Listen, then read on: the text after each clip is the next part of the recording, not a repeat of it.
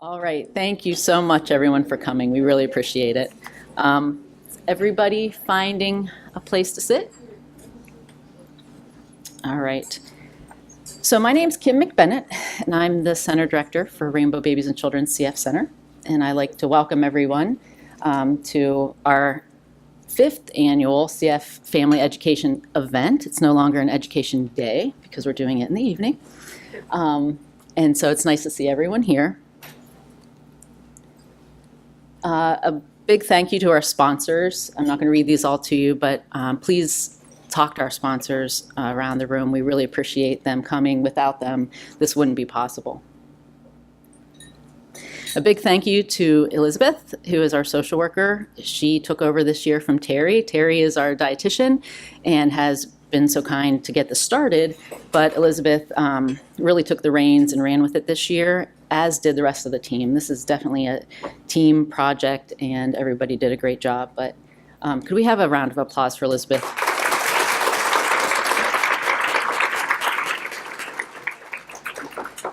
She's over behind a poster, smiling, and her face is all red. So what I'm going to do is about for 10 minutes or so, talk about updates at the CF Center, the different parts of our CF Center.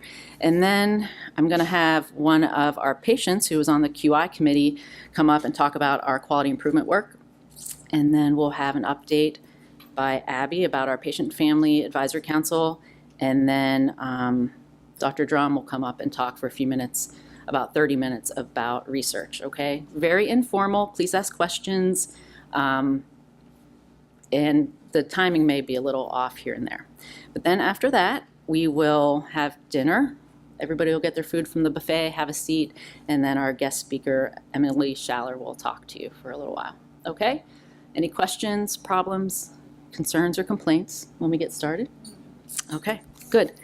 So I know it's probably hard to see over there. Are you all right?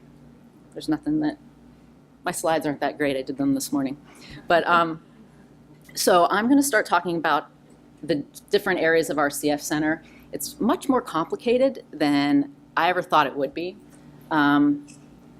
We have an advocacy portion of what we do.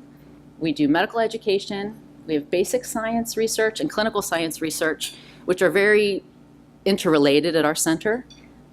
We have our inpatient hospital units and our outpatient clinic. And so I'm going to start on the right side of that little pinwheel and work my way around. But our center's been active in advocacy.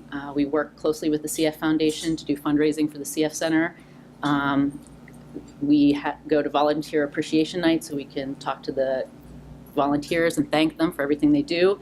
We also have had representatives go to help protect Ohio's BCMH program down in Columbus. And we had members of our CF Center attend the Ohio State CF Advocacy Day, and we feel that this is very important to advocate for our patients. And so when it comes to medical education, as you guys know, we have pediatric pulmonary residents, or pediatric pulmonary fellows.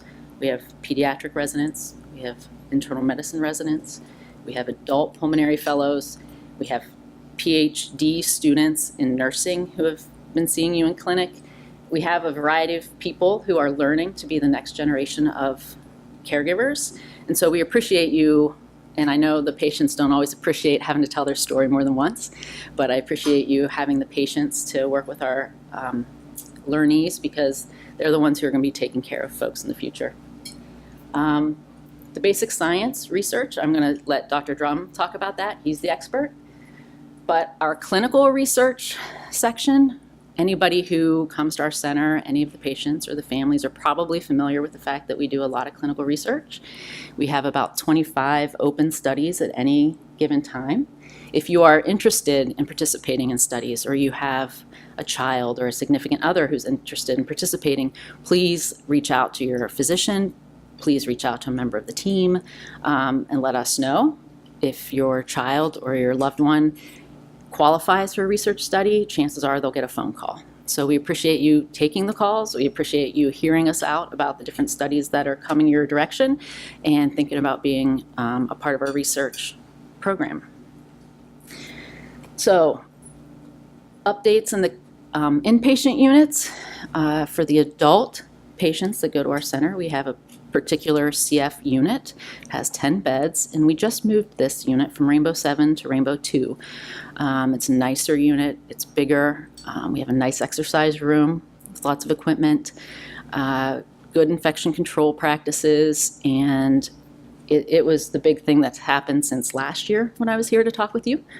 And on the outpatient clinic side, you'll notice that we've been doing more with infection control. We've really been trying to be good about this. And so you should have gotten a letter in the mail, if you're a patient or a family member, that talks about a little pack that you can pick up at the front desk, and it has masks and hand sanitizer.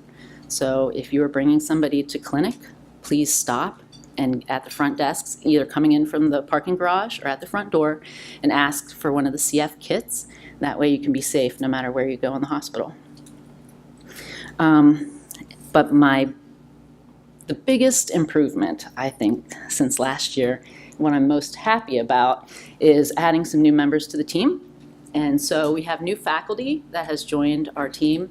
Dr. Olivia Giddings is a pediatric pulmonologist, an adult pulmonologist, an adult critical care doctor. She does research, and she's a clinician. She's an MD, PhD, and Olivia's in the back. Do you want to wave? I'm totally embarrassing her too, but sorry, she's delightful. And so most of her time will be spent doing adult care, but she will be seeing some children as well. We have Dr. Seth Walker. Is Dr. Walker here? I thought maybe he was going to come. I don't see him anywhere. Dr. Walker has been taking care of patients with CF for about 10 years, and he came from Emory, and he has also been in Virginia at a CF center, and now he is with us. And so he will also be taking care of adult patients. He's adult pulmonary and critical care trained. And we have Dr. Becca Weiner, who was one of our pediatric pulmonary fellows. So she is somebody we trained at our center who is now with us taking care of pediatric patients. So you might see her on the wards. We have more wonderful additions. We have Lisa Prunty, who is our pharmacist. We are so fortunate to have a CF pharmacist full-time in the outpatient clinic and in the inpatient. She works on both sides of the street, and she is there to help us get meds approved.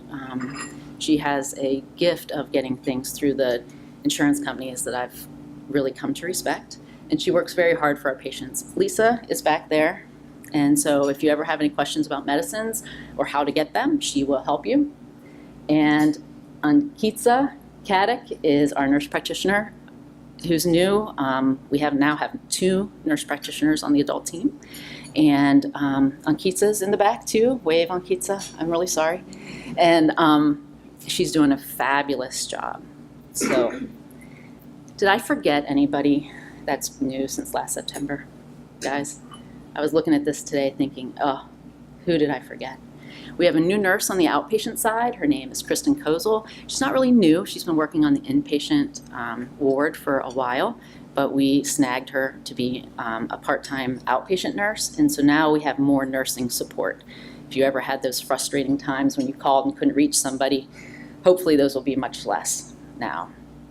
And so the one thing I wanted to cover was last year I didn't do slides. I just kind of said, what do you think we should do differently with our CF center? What are you having problems with? And the biggest thing I heard from patient families is getting into appointments and getting in with diabetes clinic and GI clinic.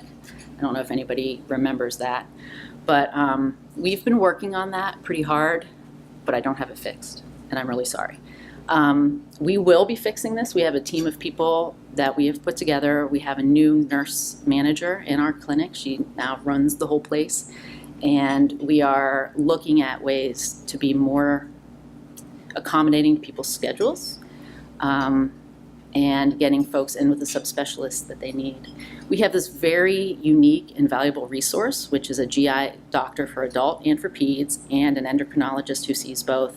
And we're a very lucky CF center to have those 2 things, but we haven't implemented how to get folks in with them very well, I don't think. So we're going to be working on that. If you have any ideas or have any anything that you would like to see different at the CF Center, please come up to me during this. This is a very informal night tonight. I want to hear what you have to say. I want some feedback, so please let us know how we can be a better CF Center for you.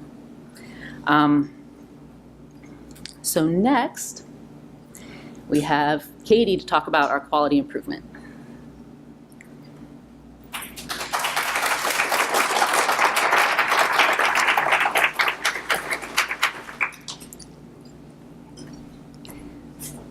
So you just have to push there, but okay. It's pretty far from the thing, so just push hard. Push hard, okay.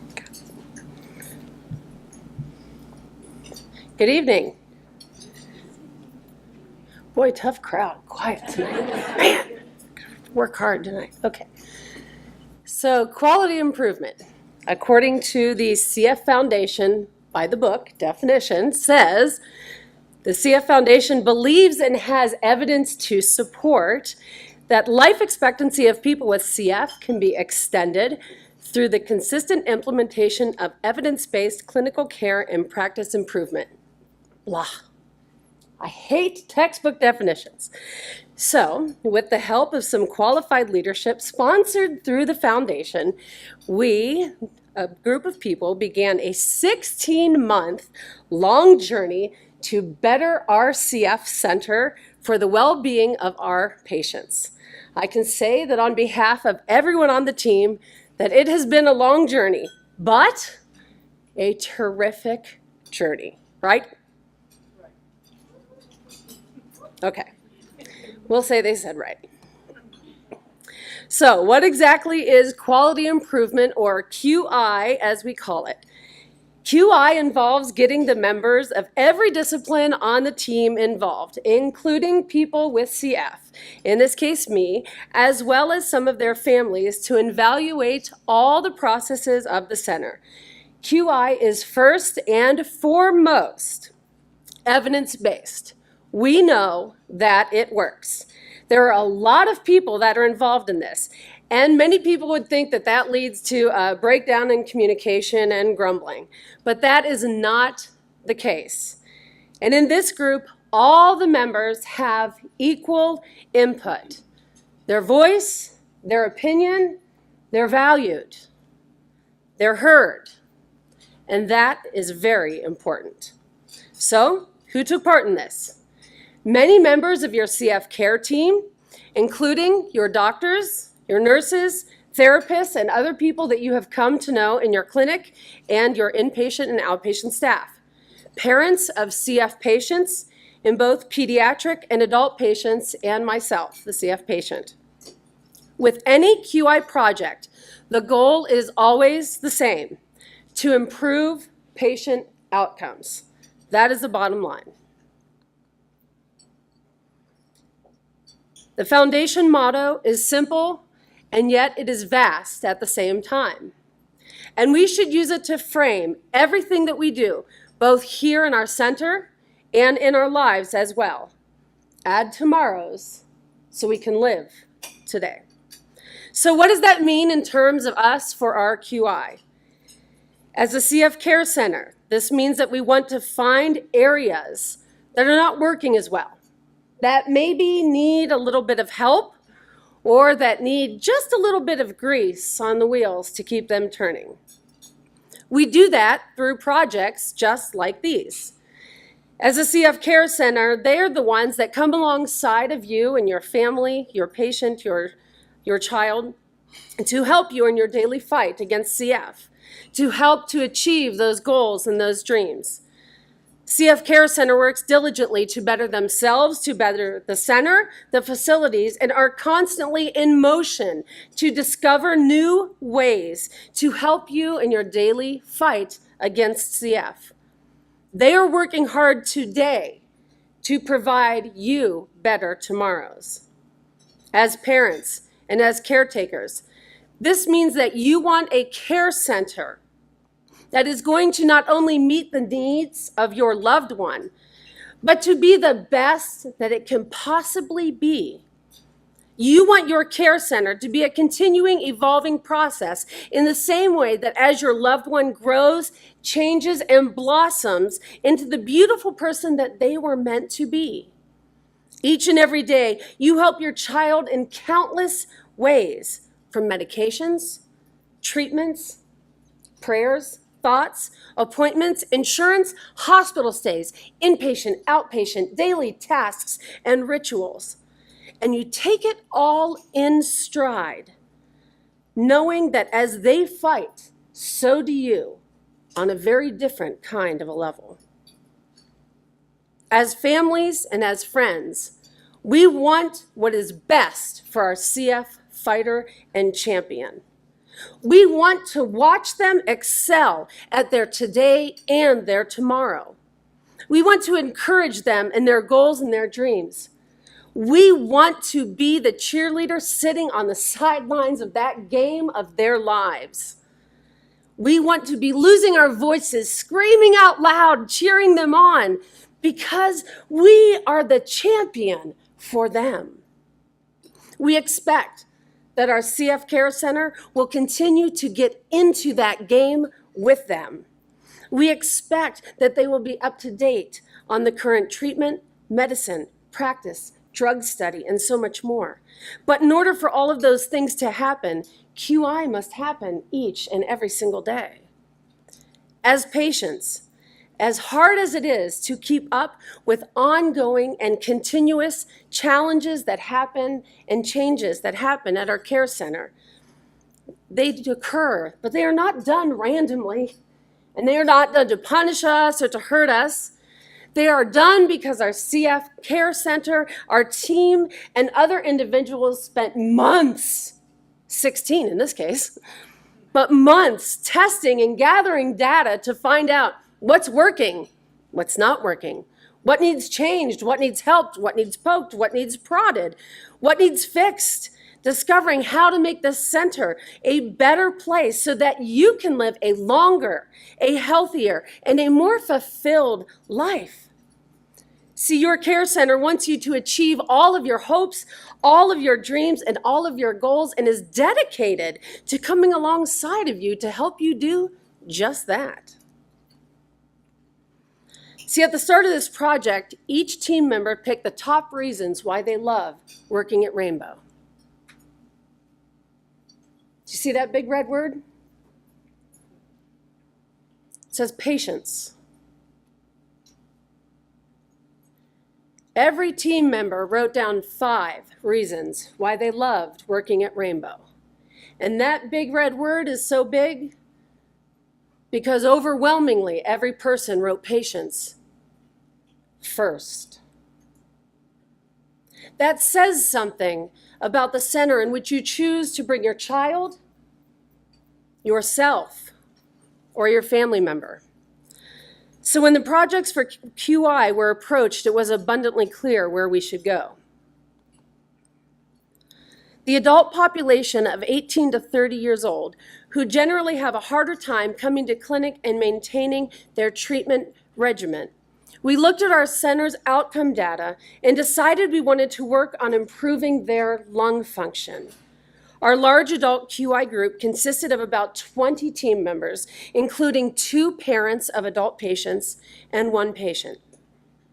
Patients were contacted via phone or emailed by a member of the QI team and asked a variety of questions, including recent illnesses, respiratory issues, insurance concerns, equipment issues, and if and when their next appointment was.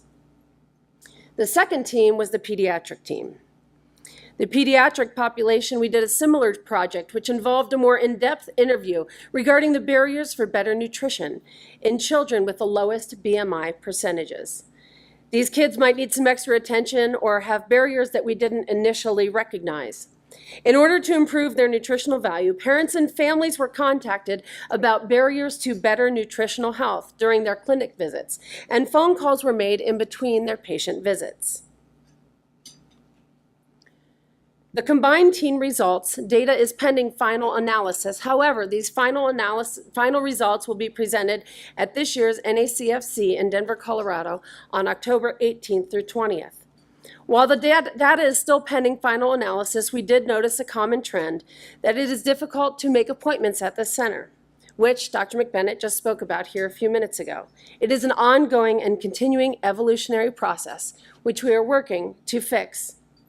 These intermittent conversations, however, that we had during our QI process gave an opportunity for patients to get care that they normally would not have had in between their regular doctor's appointments. In addition, we found that this intermittent contact, most patients and their parents appreciate the increased attention and assistance. So what does this mean? What is next? What is next for QI and for our center? You are. Why? Because QI is a continuing and an ongoing process.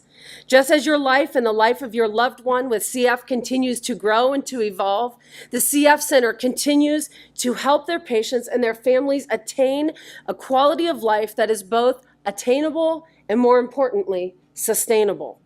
CF is a lifelong disease, one that you or your family member will fight every single day. You cannot run from CF. You cannot hide from CF. And you cannot escape from CF. It is a part of you and it is a part of your life forever. I consider myself blessed to have such a great and wonderful doctor in Dr. McBennett. Thank you. But I am equally blessed to have a fantastic team here at University Hospitals and Rainbow. But most of all, the team that surrounds me and fights this disease with me as hard as I do is something that I have come to find as community. And that is very rare. Here, you do not fight this disease on your own. And that is what part of QI is. From outpatient to inpatient, from researchers who I've never met, but would love to, FYI, if any of you are in the house tonight, respiratory nursing staff, nutrition, and so much more. Why? Because of this community and this center, this means that there are more QI projects yet to come in the future. You, as a parent, or you, if you are watching at home, as a CF patient, you may be asked to come alongside the center, your doctors, your nurses, your clinicians, to help with a future QI project. Please take a moment and consider how valuable you are to part of this community, to part of this hospital, to provide quality care in the ongoing process and the ongoing fight of CF. This team works hard and genuinely cares about its patients. And that wordle that I showed you earlier with that big red word that said patience at the top is a commitment from this team to show you indeed how much they care. So if you are asked to participate in QI in the future, please consider and please give of your time to this center and to the benefit of every CF patient, every CF parent, and every newly diagnosed person that will come along after your child or you.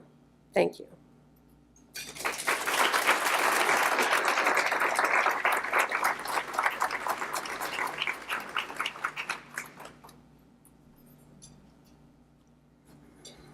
Well, I couldn't have said that any better. That was wonderful. Thank you, Katie, very much. I hope I don't embarrass you, but we're just having a laid-back little talk tonight. Now, nobody from the team say anything, but what do you want to bet Katie's vocation is? Does anybody want to say it out loud? Just think it in your head. It is a form of public speaking. Motivational speaking, yes, it's a form of motivational speaking. She's a Baptist minister. So, yes, so she did a great job. Thank you very much, Katie. So next, maybe, we're going to have Abby Chandler come up and talk about our Patient and Family Partnership Council. Thank you very much. I'm not quite sure how I follow Katie. That was amazing, very energizing, thank you. So yes, I am past co-chair of the council. I am taking a break. I started with the council about 2 years ago. Karen Vosper approached me. I am a mother of a 10-year-old boy, Lee, who has cystic fibrosis, and she approached me about starting to get the Family and Patient Advisory Council together. So over the last 2 years, we have come together, made up of adult patients with cystic fibrosis, parents like myself, as well as grandparents, and also a huge part of our team is the CF Center staff that is involved with us. And our original goal was to try to be that in-between between the CF Center and those CF family members who are at home, and trying to, again, almost like the QI initiatives, bridge that gap. How can we make our situation better? So we've worked on some different things, and I just want to talk real quickly about those. One of our major goals was improving communication, and we have two things we've done now is we've gotten a group email started. So some of you may have seen the email that went out about this, and then hopefully in the future too, you'll be getting more emails, just things, reminders about flu shots, reminders about educational events, things like that. And then the other is, so far we've done some quarterly newsletters too, again, with that have a component of education, but then also CF Center updates. Another thing that we've started, which has gotten a lot of excitement about, is we've created care bags for the patients. We have been able to find funds, and one of the things we wanted to do was welcome inpatient, mostly adult inpatients, into our center. And so when inpatients come in, they get a care bag from us that has soft toilet paper, soft tissues, some chapstick, some of those personal items that just make you feel a little more welcome when you come to that inpatient center. So we've also started adult inpatient massages, which are happening twice a month. So adults are able to get chair massages with strict infection control, and we have had the best response to those massages. The patients find them just so comforting and relaxing that it's really an exciting event for them.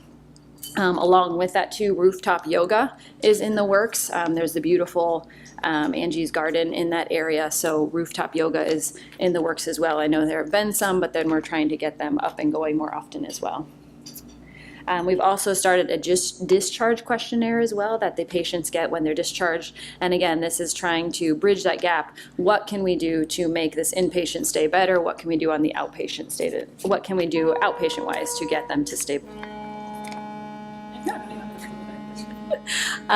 So to bridge that gap. So yes, sorry, yes. So that is a little bit about us. If you have any interest in becoming a member of our Cystic Fibrosis Patient and Family Council, you can talk to me, you can talk to Karen, you can talk to your doctors in clinic, and let them know. We are always constantly recruiting, trying to get new ideas, so please let us know. Thank you. And also just a big shout out. I'm a huge Rock CF fan. So the shirt, so thank you. I'm so excited. Oh, thank you. Thank you. Thank you. Yeah. No, so just a comment on Rock CF real quick. I am a runner, and I have a great tight-knit community of women runners in Hudson. And every year we don't quite want to go to Detroit for the half marathon or the 5K. So we run in Hudson, and we always have our cheerleaders, who my son is one of those, and he's literally up at 7:30 in the morning with his sign that says Rock CF as all these mom runners go by. So it's wonderful. That's awesome. Thank you. And again, thank you to the CF Center staff for doing this tonight. We really appreciate it. I love just getting to meet with other parents, especially, and other CF caregivers on nights like this. So thank you all.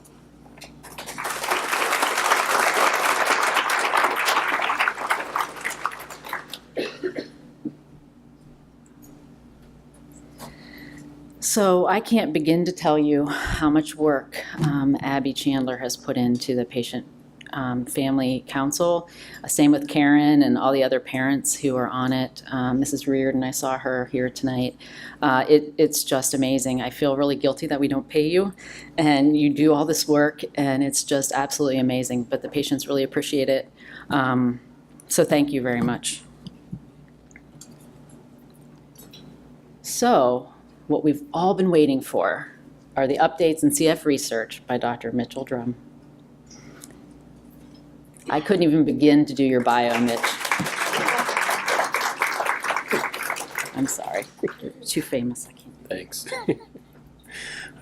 Well, it's wonderful to see you all here tonight. There's a lot of faces that I've seen before. This is really nice. This is ramping it up a notch from the Saturday morning version of this. What I'm going to do, many of you have heard me talk about what goes on in the lab before. I'm going to take a little different tact tonight. And, oh, yeah, got to tell you that I do some stuff for the CF Foundation. That's probably no surprise. But what I want you to leave with are just three ideas. And one is we do an awful lot of different things in the lab, but I want you to think to understand how we decide what we're going to work on. Because you got a bunch of men and women who just like to tinker with things. So we have to have a way to direct our thoughts.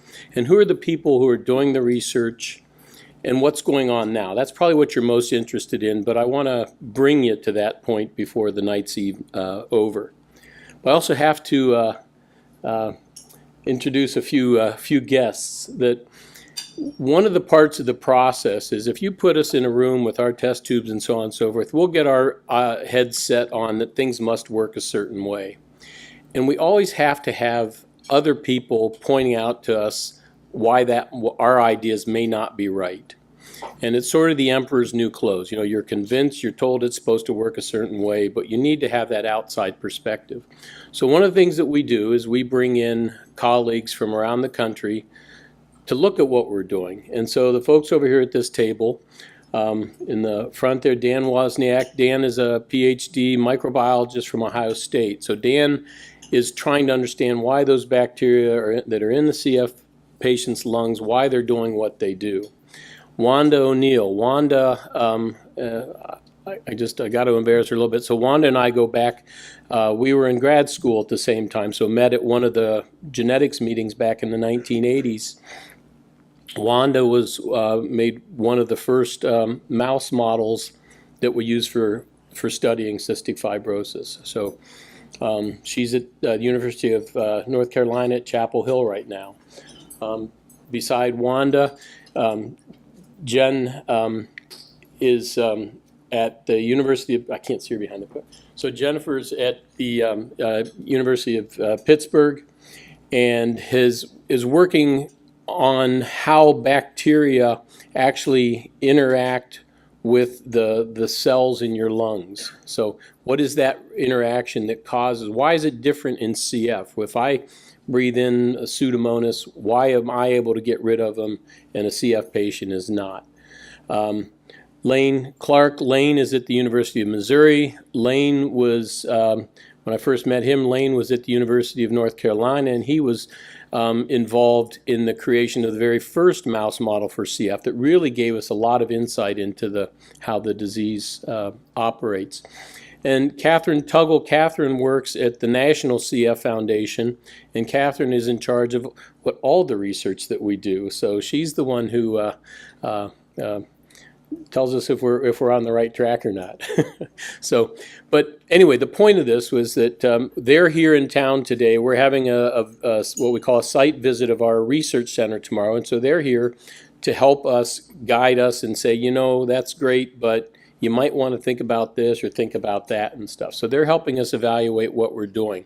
And that's an incredibly important part of the process, because you will see that each of the centers around the country has their own way of thinking about the disease. So you need that exchange of thoughts. And I'm going to come back to this in a little bit too, because we've formulated a consortium of the Ohio centers to try to help that as well. All right. So the principle that we try to follow is what we work on is what needs to be fixed. So starting at the very basics. So we know the gene has mutations in it and we want to try to fix those. We know the protein isn't working correctly. It's not letting salt move back and forth across this layer of cells called the epithelium.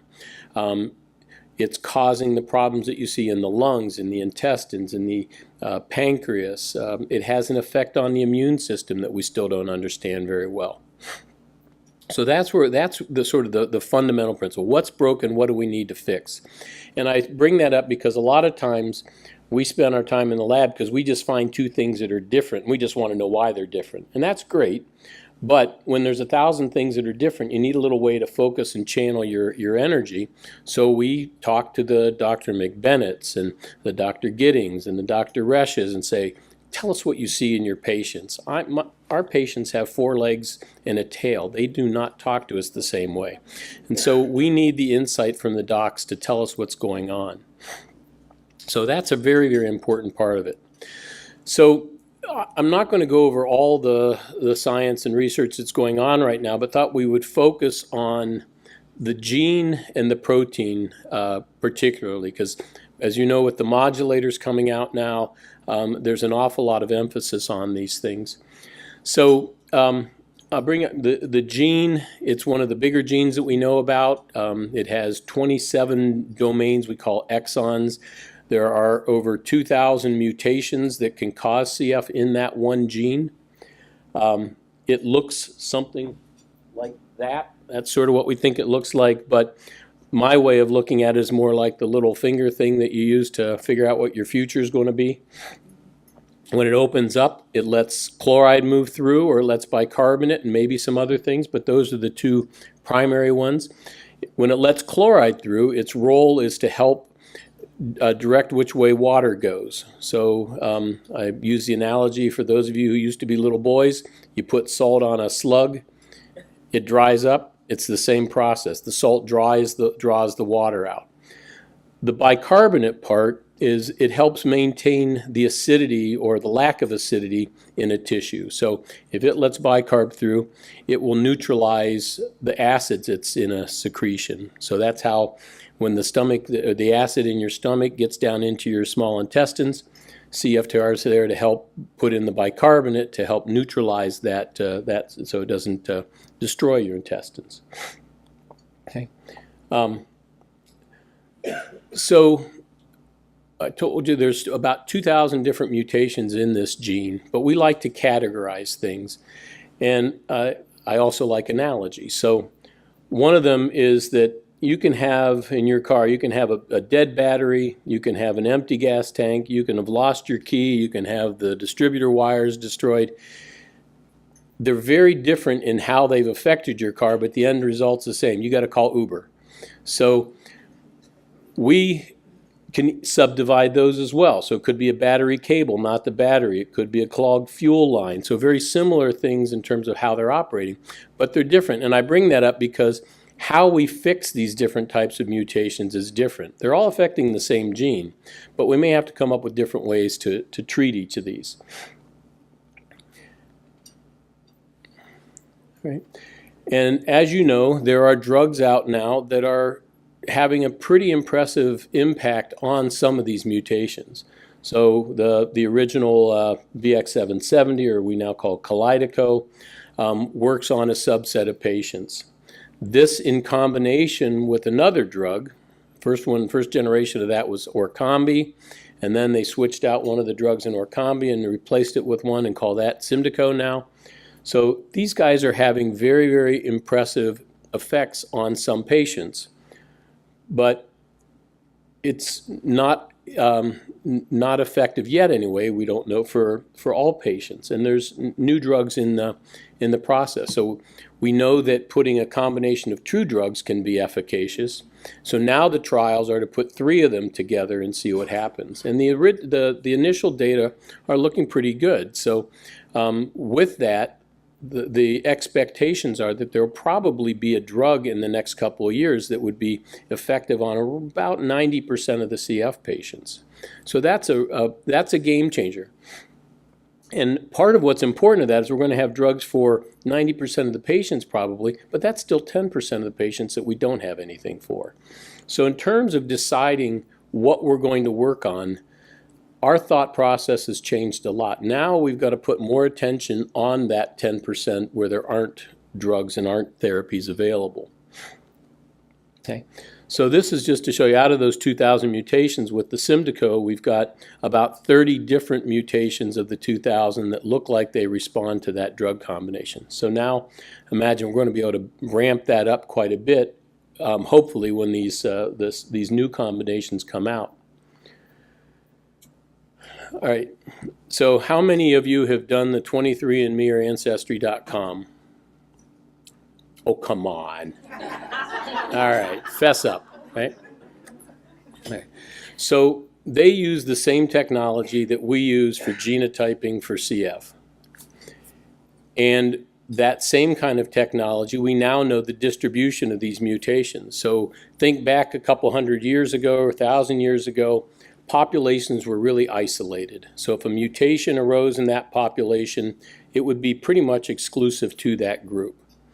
Well, we know that Delta F508 arose many thousands of years ago, and so it's actually in more populations than the other mutations are. So you find it everywhere.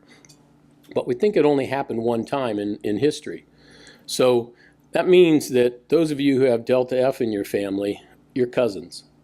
So this is a family event we're talking about here right now. It's not just a team event, it's a family event. Right? If you happen to have G551D, you probably have relatives that came from Brittany, the Bretagne, the coast of France, or the British Isles. That's where that seemed to have popped up.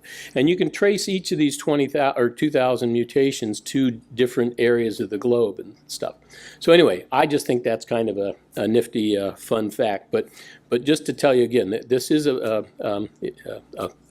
family affair that we're dealing with here. All right.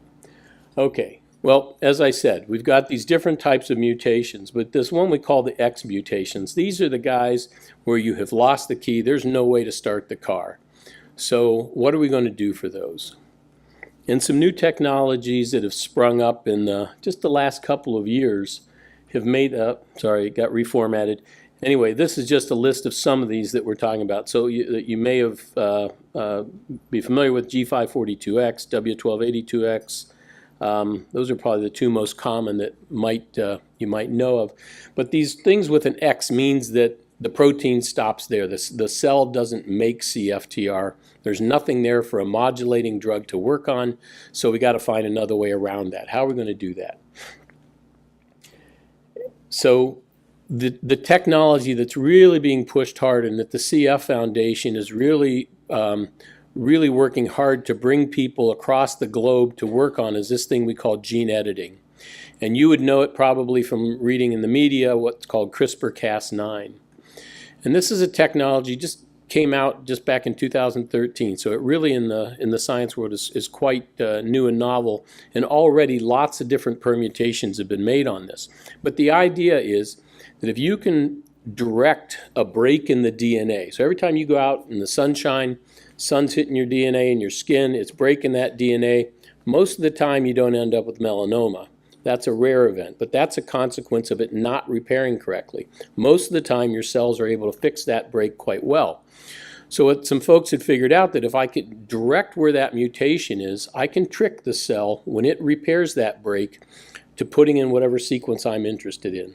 So if I can make the break close to a CF mutation, when the cell's repairing it, I can have it repair and put in a normal sequence of the gene there.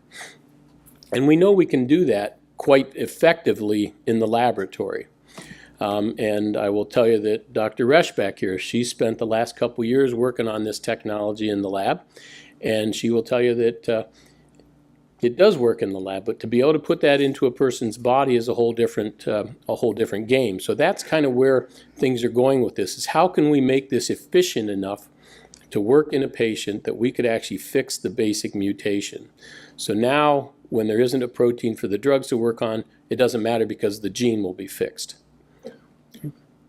All right. So the other concept is what are the other unmet needs that we're trying to get at? So even with these modulators and maybe even with gene correction, we still have a lot of patients who've had a lot of damage done to their body. So we need to find out what we can do for them as well. We know from the modulator drugs, the Vertex drugs, the earlier you get in, the more effective they're going to be. That's a prophylaxis. You prevent the problems from having. But we can't ignore those who didn't get on the modulators when they were very young. So what are we going to do? So things like cystic fibrosis-related diabetes. We don't know that that's going to be reverted by these things. The infections that happen, there's emerging evidence that things, a class of bugs called non-tuberculosis mycobacterium, that's one that seems to be becoming more prevalent in the CF population. The drug-resistant bugs, the MRSA or methicillin-resistant Staph aureus, those guys are things we still have to cope with. So we need a lot of research in those areas. Nutrition, and I know Dr. McBennett understands my passion on this one. I think we don't understand CF nutrition very well at all, and that I think there's a lot of work for us to figure out there. The inflammation that goes on in the lungs. We know that inflammation itself can be damaging if there's too much of it. So how do we figure out to be more specific about how we can suppress that inflammation, keep the right balance between a response that kills the bacteria, but not so much that it damages the healthy tissue. And then transplant. As our patient population, you probably heard the statistic now, there are more patients over 18 than under 18. And that's a wonderful, wonderful milestone. But that means that some of these older patients that transplant is going to be in their future possibly. And so the foundation is putting a lot of resources in trying to understand how to make that technology optimized. And then lastly, we have these modulators, but we now have different combinations. So wouldn't it be nice if we could tell which patient was going to respond to which modulator? We can't do a clinical trial for all 2,000 different mutations. So one of the strategies that we've been using here at Case is to take cells from the nose of a patient. So some of your kids may have gone through this, but we take a little, scrape some cells off the nose, grow them in a dish, and then we can add different modulators to each of the wells in this dish and see which combination works. So rather than taking the traditional approach where you give somebody a drug, you see if it works, if it doesn't, then you go to the next one and then the next one. So we're trying to do this empirically beforehand to see if we can put our best guess forward first. I also wanted you to be aware that, there's an immense amount of support for all the research that's going on, a lot of it through the Cystic Fibrosis Foundation, but also your government dollars. Neither one alone is enough. So we really have to have that type of support. And a lot of support has come just philanthropic support that's come through the institution, and that's helped to allow us to try some things that might not have been able to be funded through a grant mechanism. Many of you know the building on the left here, so that's Rainbow. But what you may not know, or you see every time you come here, is to the right of it, that big red brick building, that's where the bench research goes on. So we're right next door to each other. And that really, I think, is a key to the way our center operates, that it's because of that proximity that I get to talk to Kim every day. I get to talk to Erica every day. And that's the way we get this stuff to move forward, by comparing notes and saying, well, my mouse laid over on its left side more than the right side, and they'll say, so? And but every once in a while I'll say, well, no, I saw something happen, and they say, oh yeah, we saw that in a bunch of our patients, and we just don't have an explanation. So by that kind of iterative process, we can figure things out. But I think we're really lucky to have such a close affiliation with each other. All right, and lastly, so the who does it part of it. So there are, and I'm talking about the bench research, there's 120 some clinical centers across the country, but there's only a dozen of us of the basic research centers, and they call these RDPs, or Research Development Programs, and this is what Catherine oversees, and that's why she's here with this group. So the ones that exist are in the red stars there. I highlighted a couple of them. So the black one, or actually it's a dark blue, that's the Case Western blue. Yellow is our Pittsburgh Steeler color there. The scarlet and gray. Ohio State is not yet officially an RDP, but they're going to be soon. So, and then UNC Chapel Hill down there where Wanda's from. So you can see the clustering of those. And one of the things that we're trying to take advantage of with that is that we have all these centers they're clinical centers, but the dark ones, the bolded ones are these RDPs. And I don't know who it was, but somebody did the calculation. They said if you just take these centers that are in about a 150-mile radius from Columbus, Ohio, you have about a quarter of the patients in the entire U.S. covered there. So again, we have a unique opportunity that if we're going to do studies and help to each other along, we have such a nice geography to make that happen realistically. We're in a couple-hour drive, we can all get together. So we started 3 years ago, I think, is that right, Dan? We started this Ohio Valley Cystic Fibrosis Consortium, so we meet as a group every year, and we go over and say, hey, our center's doing this, and your center's doing that. You know, Ohio State, they've got a wonderful group of microbiologists, and so we have one or two, we just don't have much strength in that area. That's a great place where we can work together. We can engineer mouse models like nobody's business. They don't have those, so that's a great place to work together. Jen Bomberger at Pittsburgh. So Jen is working, like I said, on this interaction between the bugs and the four-legged patient. So, well, real patients, but in our case, it's four-legged. But places where we can work together like that, and it's just things you can't find like that kind of a sort of convergence of expertises in such a small area.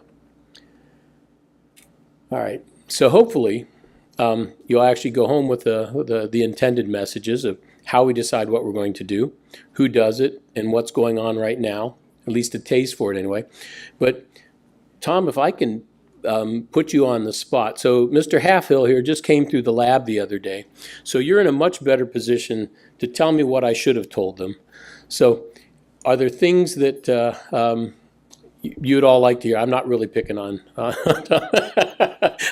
I saw the deep breath there, but no. But I would, if there's anything that you'd like to know more about. I'm not sure what our timing is, but if you have any questions, happy to answer them. We've got some time. But anyway, thanks for inviting us, and I hope you enjoy the rest of the evening.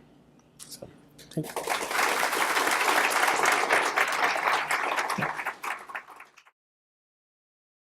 Emily Schaller, 36, is a heroine with one goal in mind, and that's to rock CF. Equal parts spark, wit, and humor, Emily is claiming her victories against cystic fibrosis, having launched the Rock CF Foundation in 2007 to heighten public awareness and raise funds to increase the quality of life for everyone with CF. Emily created and manages an internationally acclaimed line of merchandise to help fulfill the mission of Rock CF. Today, Emily's battle against this deadly genetic disease is printed in Runner's World, Forbes, The Atlantic and Spin magazines, and the New York Times, The Washington Post, USA Today, NPR, and posted on competitor.com, shape.com, the Associated Press, and various cystic fibrosis-focused educational websites.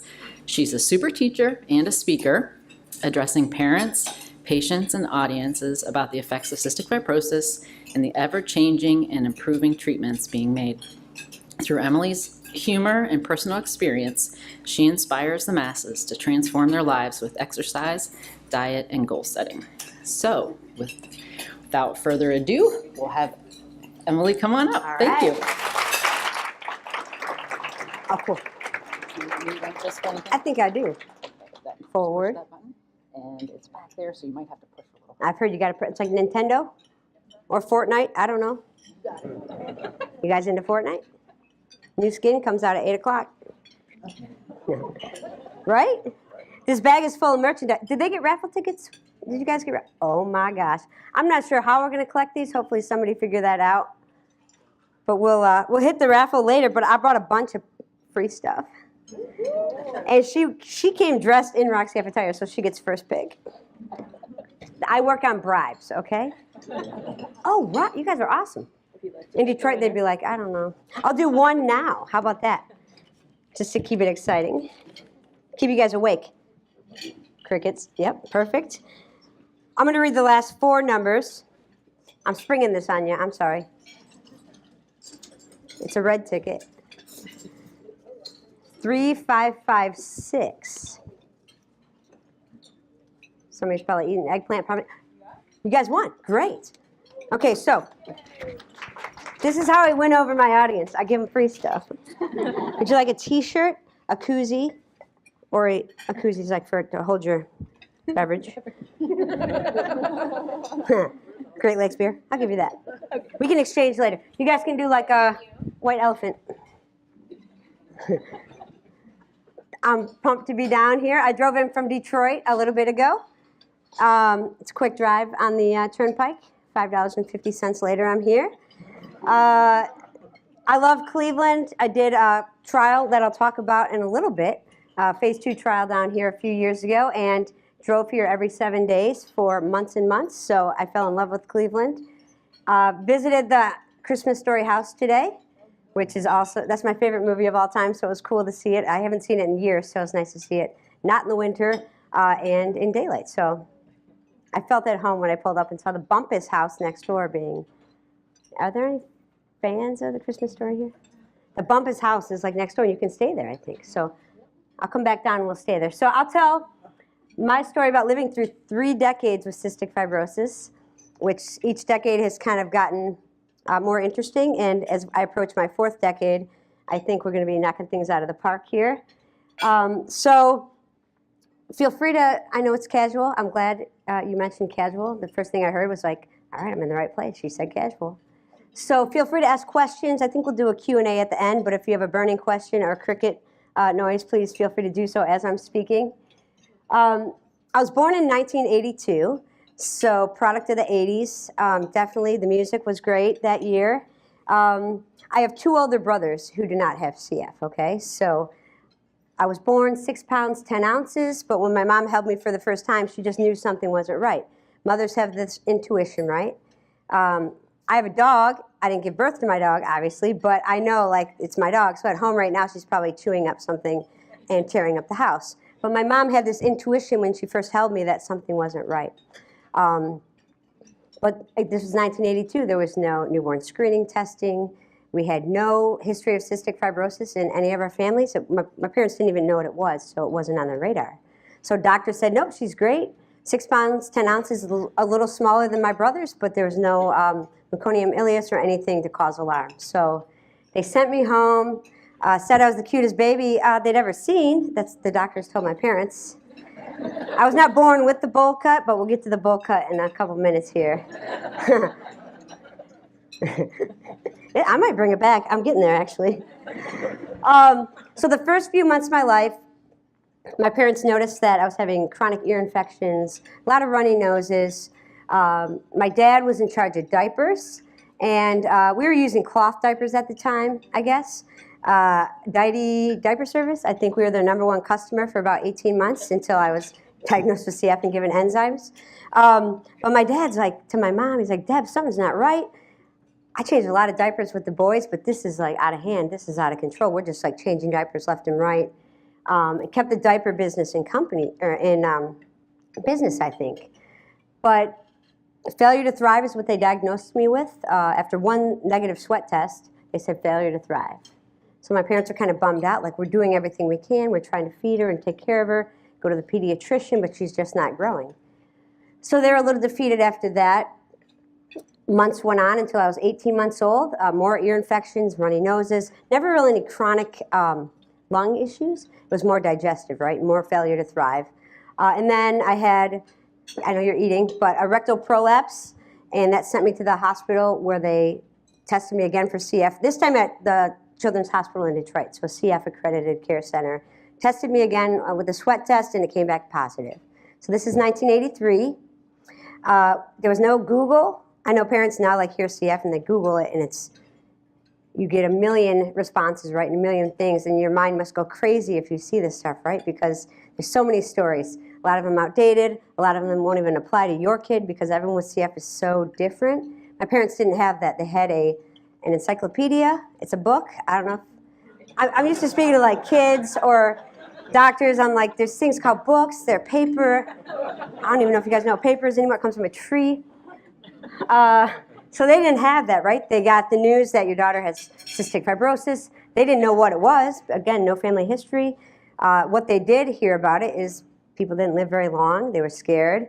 But I'm kind of happy they didn't have Google because that could have definitely overwhelmed them. So they took this news that I had CF, took it home, and then they thought like, okay, we don't know what this is, but we're going to do everything we can to keep her alive. And the one thing they did do was never made CF our forefront, right, of our family. It wasn't like, Emily has CF, we can't do this, or Emily has CF, we can't do that.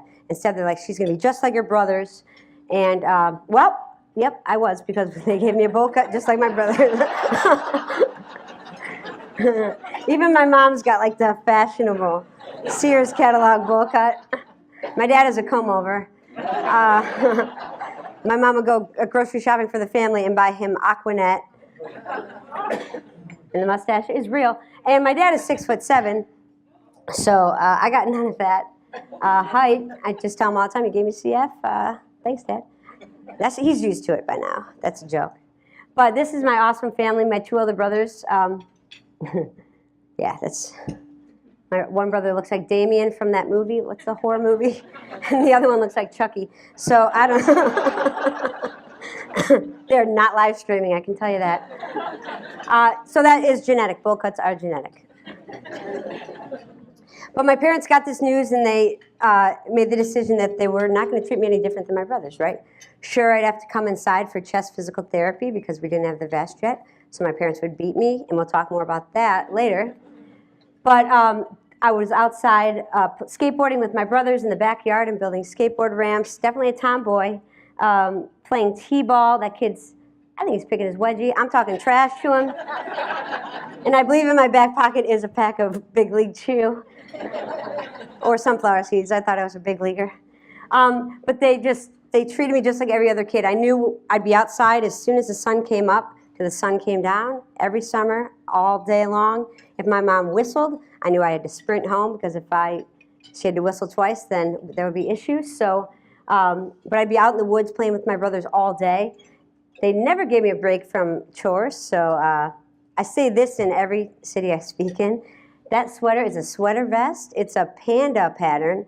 If you guys are ever at a Goodwill and you see that, please pick it up and I'll pay you back. I'll actually, whatever you want from Rock CF, I'll give you. But if you can locate that sweater vest, I want it. So yeah, always doing chores, vacuuming. It wasn't like slave labor, okay? But it was like, Emily, you're no different. You have to do chores. You have to help Dad build the deck. So this is us in the summer. I'm pounding nails and he's laughing. In Michigan State sweats. See, I don't mind that you're a Buckeye. I go to U of M, but I'm a State fan, so you're okay, in my book. So treatments back in the day, and this is where we'll kind of hone in on treatments growing up, the treatments that are approved in the 80s and 90s, more so 90s, and then where we're heading in the future, which is pretty exciting stuff. So this photo is from camp, a cystic fibrosis camp, where there will be hundreds of us hanging out for a week at a time in a camp. And like older parents are like, yeah, my kid went to that. Newer parents are like, oh. Okay, so I show my kids pictures of other people with CF on the internet, but I'd never want them to see a person with CF in real life. So this would be hundreds of us at a camp in Battle Creek, Michigan, and there were several around the country, right? We had a little, that's my dorm right there, we'll get to them in a minute. But there would be hundreds of us playing together, sleeping in the same bunks, getting chest therapy together. As you can see, there's several other people getting their CPT done, right? And we're coughing on each other, having a good time laughing, singing, exposing each other to Pseudomonas and Cepacia and all the other good mixed bag of items that were available at camp that year.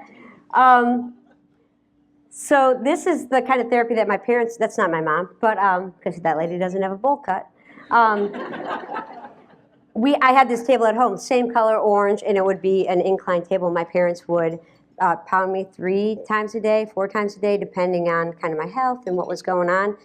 So I don't want to say parents have it easy, because that's obviously not something to say to a parent of somebody with CF, but these days, parents, you get up, you put the vest on the kid, you hand him a nebulizer, hand him an iPad, go for a run, cook breakfast, that's fine. My parents had to physically like stand there and do the therapy with me. It was kind of cool though, because it allowed us to really bond and get to know each other. My dad was a musician, or is a musician still, so he would teach me drum beats and paradiddles and might sing to me, and I became a drummer one day and learned a lot from my dad in these little sessions we had together. My mom was an athlete and a jock, so her hand was a little harder than my dad's. My dad was like a gentle bear, and my mom had this nice whip to her wrists. And I guarantee anyone in my age or older that had parents that would do this therapy would watch their parents take the rings off their fingers and put them on the dresser before they would start therapy. And I knew I was being maybe a little bit of a jerk if I noticed that my mom would leave her rings on, because the little extra sting on those hand claps were definitely noticeable. And then I'd be like, Mom, can you take your ring off? I think you forgot. She's like, oh yeah, I forgot. You know, one of those. So this was my childhood. This was the treatment that I had growing up. That, along with enzymes and vitamin A, D, E, and K that I took, right? Up until the 90s, that's when things started to change. But this was 2 or 3 times a day with my parents. Really hands-on. A lot of work for them, but really kind of rewarding for me in the end, I think. So this is my group at camp. Maybe 6 of us or 7 of us out of the hundreds that were there. It was a great time because we all got to be around others going through what we were going through, right? It was super cool. Great time to bond, really share some real moments. Kids would be in the hospital getting IVs or tune-up, and they would leave the hospital to go to camp and then come back and finish their admission, right? Because this was such a special time of year. Early 90s, they realized that we were not, the risks were outweighing the benefits of camp, because we started really honing in on the infections that were passing back and forth. The population started to decline and diminish at camp, so they shut the camps down. And now we FaceTime each other and keep in touch on social media, but there was nothing really like being at camp with hundreds of other people going through what you were going through, right? It was pretty awesome. So treatments really started to pick up in the 90s, right? Pulmozyme was approved, I think, in 93-ish, right? And Pulmozyme's, since its approval, been like the staple and people with CF in their toolbox, right? Like, this is my first real CF treatment, aside from enzymes. This was the first breathing treatment that I ever got, and I still use it today. I'm not good at math. 25 years later, right? I don't know. Come on.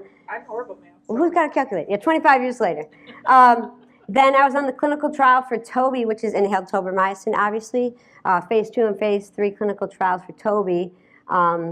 And added that to my toolbox, and then Cystic came out, and then ibuprofen, anti-inflammatory, came out. Now azithromycin's out, and Cystic is out. And this whole pipeline of things that we can look at online today in real time is kind of amazing to see.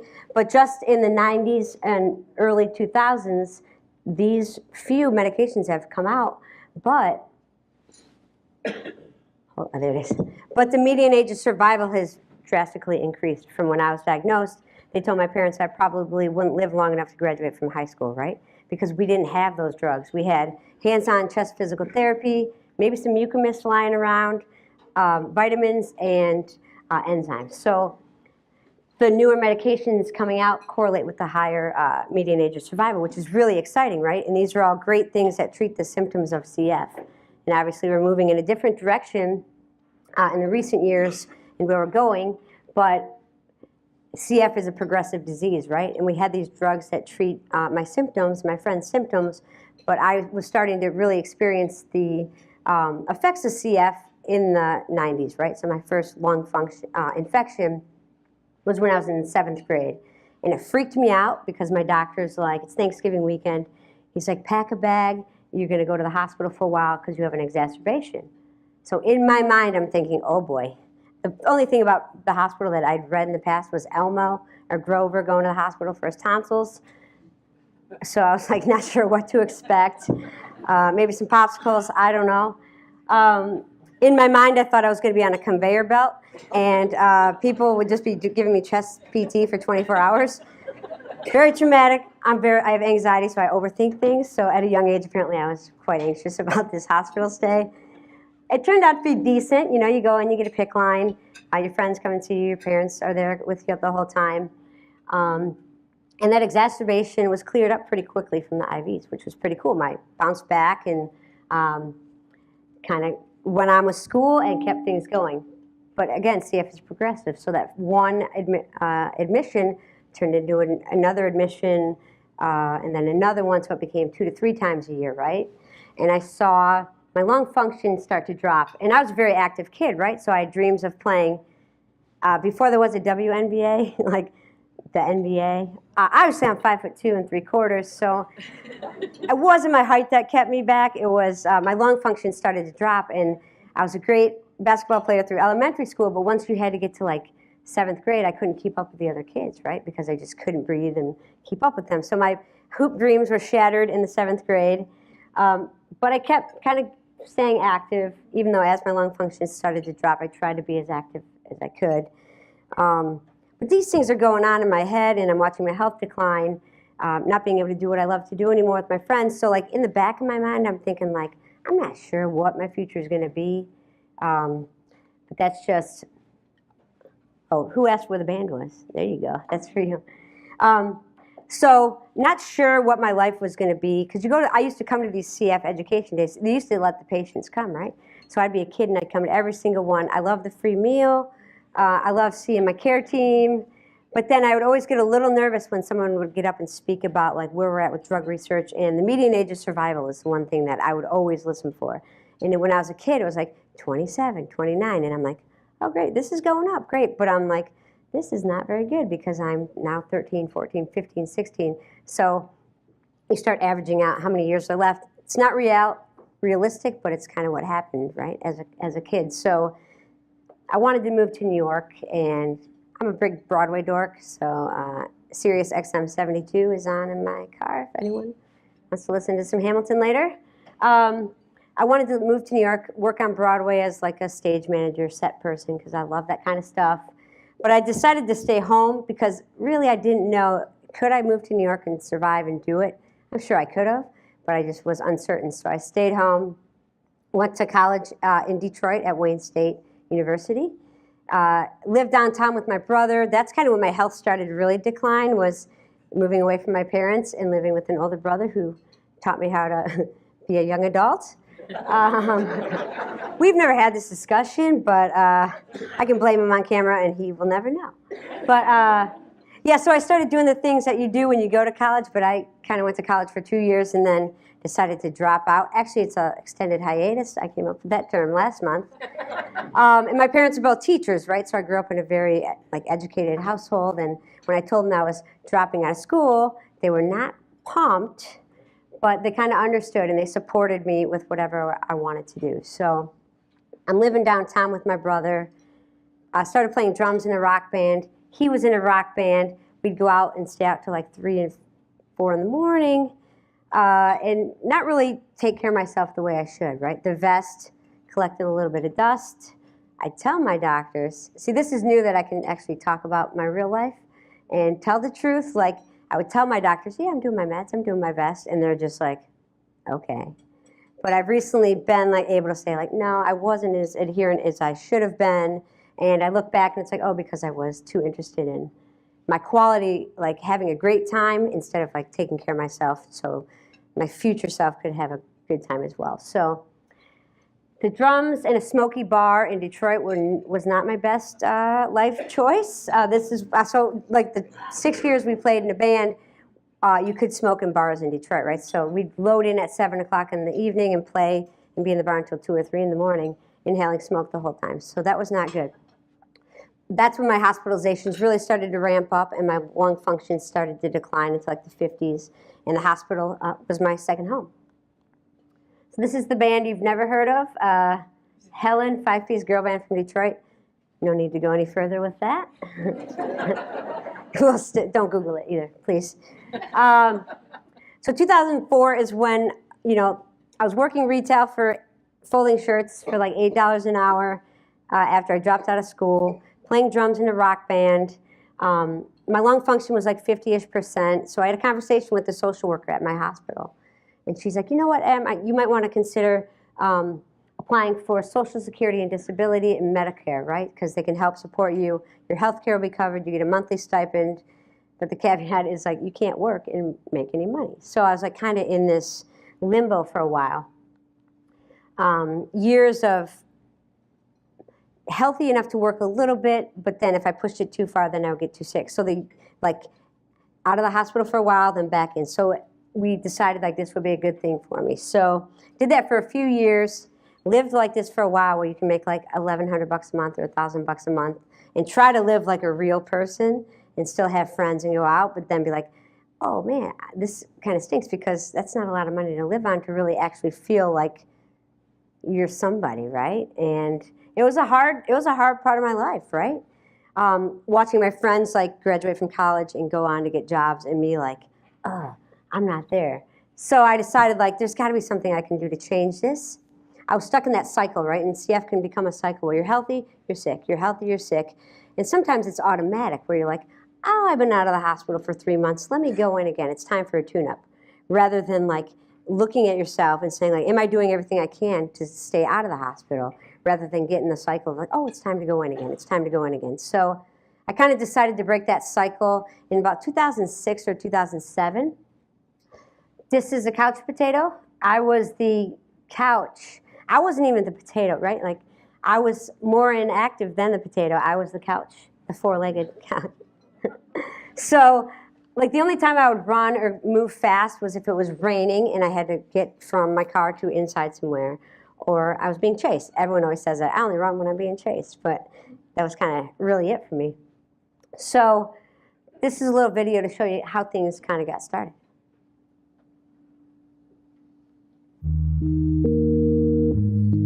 Without running, I would probably not be here today. My doctor, he says that like running is saving my life.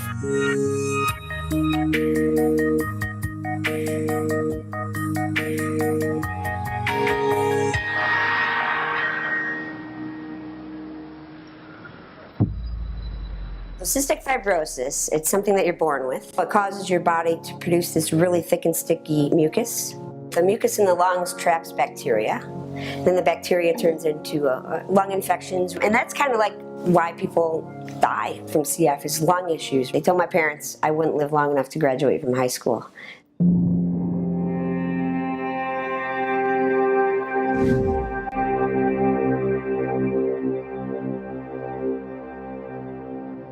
I wouldn't be here today without running. We just run through the streets of Detroit, through the old neighborhoods, and people just want to get rid of them and tear them down, but they don't see other opportunities. That's the way I see life. It's like, what can I do with what's in front of me? I was a couch potato. I was so inactive. My lung function was probably 50 to 60%. I was in the hospital 2 to 3 times a year treating lung infections. I was playing drums in a rock band, and I can kind of consider that exercise. Then I decided, I'm sick of being sick. What can I do to change my life? So I started running. When I first started, I set out to run 2 miles. In reality, I ran a block, stopped at the stop sign, bent over and just started coughing and spitting everywhere. And after 3 months of training, my lung function climbed up to like 70%. So that was like, okay, you have to do this.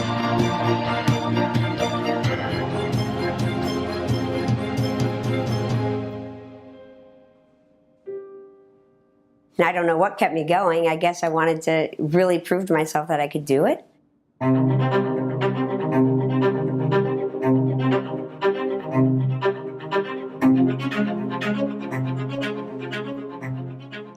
They chose the worst. Nobody runs in that part of Detroit. I'll tell you that right now. Like that is, these people, they came from California like, oh, we scouted out the greatest place to do this video shoot. I'm like, no, that's not a place you run. That's like, it's called the Packard plant. It is totally a demolished building that somebody just bought and is redoing, and people will be running by it, but nobody runs in it. But it makes for good TV, right? But then it gives Detroit a bad name. That's not how we look in Detroit. Come on. Oh, you got it.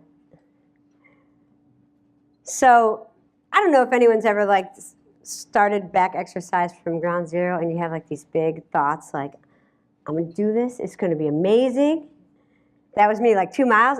I could do that in high school. I'm just going to go out there and I was like maybe 40 degrees and I wore like a sweatsuit. You know how like people overdress when they're running? And you kind of make fun of them. But it's not nice because I was there. So I don't make fun of people. But I was dressed like I was running in 20 below weather, but I was running in like 40 degree weather, kind of like today. And I was like all pumped up and excited, and I go out the front door and I'm like, I'm gonna go 2 miles. And again, I made it a block. And just like started coughing and spitting everywhere, like I said in the video. And it was very grounding, like, okay, this is actually, I have a lot of work to do with this. It's gonna take a while to get there. And I swear I saw like people peeking through their blinds, like, who is this crazy person out here coughing and spitting everywhere? So like hunched over, spitting. And then I'm like, I'm just gonna see that no standing sign. I'm gonna walk to that. Then I'm gonna run to that fire hydrant. And again, it took months to build up to this 2 miles, then 3 miles, then 5K is like 3 miles, and then up to marathons. But along with my, what do we call that? A life? When you like change your life? No, you know, like a lifestyle change. That's it, lifestyle change. It was not just exercise. It was actually starting to be more compliant with my drugs, which I'd done a few years prior to 2006, 2007. Do my meds more consistently, do my vest, start exercising, but then look at what I was eating, right, and how I was eating. So you grow up in the 80s and 90s with CF, the dietitians, it was like the Wild Wild West. They're like, whatever you want, put it in your mouth. Anything you want. McDonald's 16 times a day, great. Hostess, Little Debbie cakes, whatever you want, all day, every day. So that was my childhood, right? Just like, we like to say trash panda, I was a trash panda. But now I go speak at events like this, and the dietitian gets up and she's like, avocados and nuts. And I'm like, yes, wonderful, this is great. So I always was very defensive about it. I've had people come up to me like in my early 20s, like, maybe less Skittles, maybe fruit. And I'm like, no, I have CF, I can eat whatever I want, whenever I want. And I'd be a little jerk about it.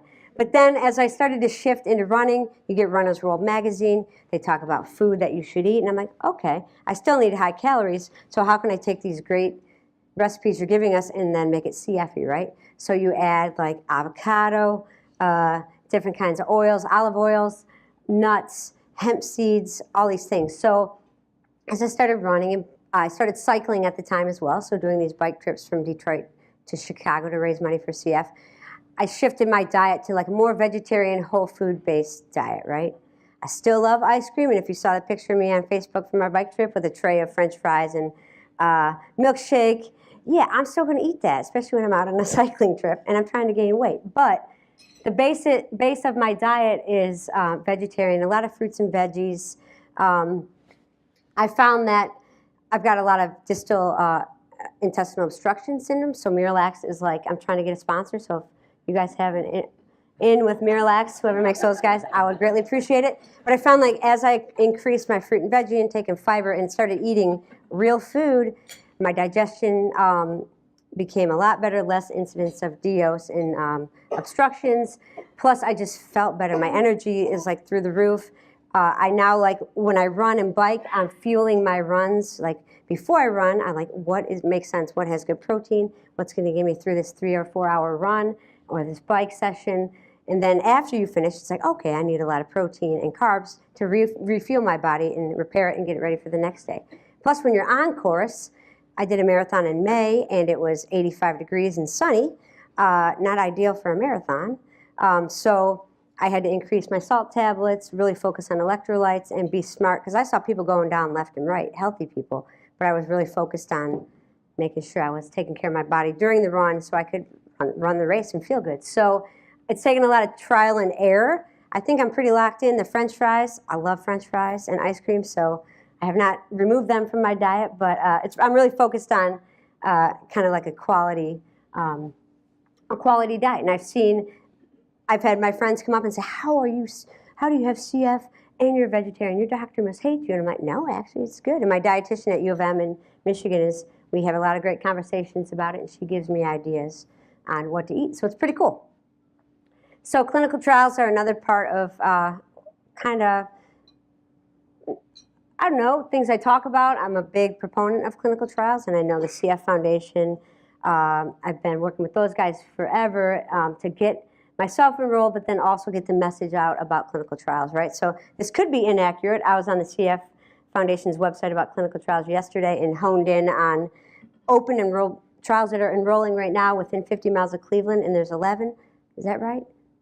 maybe enrolling, yeah. So my thing is, so as we're getting these new drugs out, right, we're becoming healthier patients, right? And they put criteria on who can participate in these trials, and it's generally like a lung function of 40 to 90 or 50 to 80%, right? A lot of us are, not a lot, but some of us are becoming too healthy to participate in these trials because we are on these modulators, right? So we need everybody who can and is willing to get into clinical trials to check them out at least. Talk to your doctor, see if you fit, see if you can make the time. The money's great.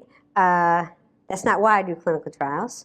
But when I was driving down here to Cleveland, I was getting mileage. And that mileage from Detroit to Cleveland is pretty good. So that check from Vertex was nice. Cindy, what? Just kidding. No, she hates when I do this. No, but it really is, you may, like when I was coming down to Cleveland for the clinical trial, I was on the placebo, right? So no positive effects. I was getting NPDs. You guys, who was in charge of giving, you know NPDs? The things they shove up your nose? Yeah. So I had to get those every few times I was down here and like stare these guys right in the eye with this makeshift machine that had like a glass Buddha sitting next to some crystals and tubes. These researchers down here are kind of crazy. And they told me it was part of the trial. I'm not quite sure about this. Because when I did phase 3 at U of M, this was not part of the trial. So I thought you guys are up to something weird down here. But I would drive down here about every 7 days, even on Christmas, to come to the visits, right? Because you have to come so many times. Really got to know the crew that works here, really enjoyed, and I always say, like, if I left U of M, I would come here, so sorry. If they kick me out of U of M, I'm coming to you guys. But this was a great experience. It was for VX770, which is now Kalydeco, ivacaftor, or in Detroit, the street name is Blue Lightning. So if you're ever up there. It's not just in Detroit, it's made its way to Australia too. So if you're looking for it on the street, Blue Lightning. So when I was told about this clinical trial, I'd only known about clinical trials for things like Toby or Zinc. That was a bust. All these things for CF. But when they're like, my former doctor and research coordinator at Children's in Detroit, after I graduated at 25 to adult, they're like, you qualify for this clinical trial for G551D, one of your mutations. It's out of Cleveland. I think it's worthwhile. I'm like, Cleveland sounds fun. I like clinical trials. Cool. They told me about this trial, and they said it was a pill, and I read all the info they give you about the trial and talked to Bobby Kucinich down here about the trial on the phone. And I was like, this sounds great. It's a pill you take twice a day. I'm sure it's not going to do anything because it's just a pill. It's kind of lame. Things that really help CF are like Toby and Pomazyme, things that really go to your lungs and attack where CF happens, right? So I'm like, great, a pill. Sweet. So I come down here. I do phase 2 trial here. You get weighed, you get sweat tested, PFTs, NPDs, a lot of driving, standard clinical trial. I'm like, this stuff's great, didn't help. Thanks. So then, I think a year or so rolls around and U of M calls me at home and they're like, you want to do phase 3 of this trial? I'm like, yeah, give me another one of those blue pills. They're not doing anything, but it's closer than Cleveland, so I'll give it a try. This time I was actually on this stuff because here's what happened. I go to, well, here's a dead giveaway, my pulmonary function. I'm a little trigger happy apparently. 4 days into starting this clinical trial for VX770. I'm in Florida with my brother because he had recently moved there. We're walking down the street, we're talking. My family likes to laugh a lot, so we start laughing. And normally, if you know somebody with CF who's had a little bit of lung issue, our laugh turns into a 10-minute coughing fit and then a 15-minute recovery period, right? Because once you get going, it's hard to stop. So we laugh, and it's like, ha ha, and then nothing happens. There was no coughing fit. There was no aftershock from the laugh fit. So my brother and I look at each other, it's like, well, this is kind of weird. And then I'm like, dude, I took this deep breath that I've never been able to take that I can remember. I'm like, I think I'm on this stuff. This is like a blue pill. We're going to call it Blue Lightning. That was like the first thing that popped in my mind. But then I'm like, this stuff, maybe it is something, right? So you go back, I go back to Ann Arbor for my PFT, and with exercise, my PFT jumped from like 50s to 74%, which was the highest I can remember it. With just a week or two on Kalydeco, it went to 85%, then 88%. And I'm like emailing Dr. Bell. I'm like, dude, I just hit like 93% on my PFT. I've never seen that in my whole life.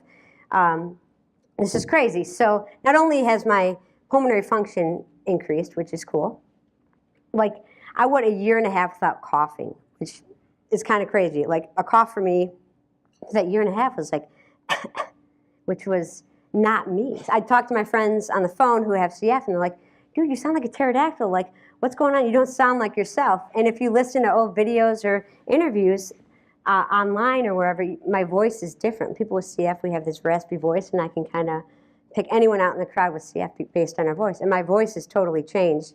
My mucus production is way less. My salty sweat is like gone. So I like to run and bike, right? So if I would be biking in the summer on a 90-degree day, my black bike shorts would be covered in salt crystals. Now, when I run and bike, it's like everyone else who doesn't have CF. I'm like barely salty. So I did a test years ago when I first started taking this stuff. I licked my arm when I was on a elliptical machine, and I'm like, wow, my arm is not very salty. This is crazy. So like a true scientist, you have to do the other arm to make sure it wasn't like, I don't know what that's called, a double-blinded study? No, I don't know what that I don't know what that is. But then I licked my other arm. I'm like, holy cow, this stuff must be working. So sure, my cough is reduced. My pulmonary function is the highest I'd ever seen it. And my mucus production is like gone for a year and a half. But this must be doing something at the cellular level, right? If my sweat is not salty, this is crazy. So then you read the data, and it shows like phase 3, all the stuff with sweat chloride levels are at or below a CF diagnosis. I'm like, yeah, I can tell you that. I just felt crazy, and I don't know how many years. We tried to figure this out. I've been on it 8, 9 years. It was approved in 12, and I was on, so let's go 7 to 10. Okay. I like to exaggerate. My fish was this big. So I've been on this stuff for years now, and since I still have hiccups and I have exacerbations, and just in July I had an exacerbation, and we PICC line put in and fixed that. Now I'm kind of back to where I was. But just with Kalydeco, my running and biking is like, it's crazy. I used to run 10 miles and leave a trail. I'd never get lost because I was coughing and spitting. And now it's like I'm running and I'm not leaving a trail, but I'm running faster and further, and it's really awesome. It's crazy stuff to still think about that. I'm on it's a pill, right? It's a little pill twice a day. It's things that if somebody told me 10 years ago, there's going to be a pill you can take and it's going to change your life, I'd be like, that's funny, because another breathing inhaled treatment is really going to do the trick. But I've run a lot of races since, and I'm getting faster as I get older, which is crazy. My doctor says I'm like a fine wine. I like that analogy. So I get these questions all the time when I speak, as I talk about how great Kalydeco is, and it's, for me at least, and it's a pill you take twice a day. But I still culture Pseudomonas, and because of where I was pre-Kalydeco, I still have bronchiectasis and lung issues, so I still do Pulmozyme, Toby or Caistin, still need hospitalizations, not as frequently. It used to be 2 to 3 to 4 times a year. Now it's once every year, or 3 years is the longest I've gone out, which is kind of rad. Weight gain or maintaining weight was not an issue when I was training for like an Ironman, half Iron, not full, and all these marathons. I'm able to maintain weight, which is pretty cool, and I think Kalydeco has helped with that. So I'm excited for what's kind of like on the horizon, and we're seeing it now with the triple combo therapies and all these other things in clinical trials, and RNA therapy and CRISPR. I don't know what's going to happen with that, but there's some great things on the horizon. So my quality of life, just with like what I was talking about before graduating from high school and going to college, like not sure what my future was going to be. Never thought I would own a house. That would be outrageous to own a house. But now I've owned a house for 3 years. I have to shovel my own snow, cut my own grass. I got an edger. I used an edger weed whip for the first time this year. It's kind of awesome. I've got 3 nieces who are amazing, and a cool dog who's a pain in the butt, probably chewing my socks right now. And I started a retirement fund last year. I've been paying in that for a while, which I'm going to retire one day. So I'm kind of working on that now, working with my accountant, like how do we, with RockCF, how can I retire one day And once we cure CF, I'm going to need to move on to something else. So if anyone has any ideas, let me know. But it's kind of like this, the last 5 to 10 years have been totally life-changing, and it's kind of amazing to watch. And I'm watching others with CF kind of experience these same benefits. We're not there yet, of course, but we're heading in that direction. So you gotta look at my feet again. I'm sorry.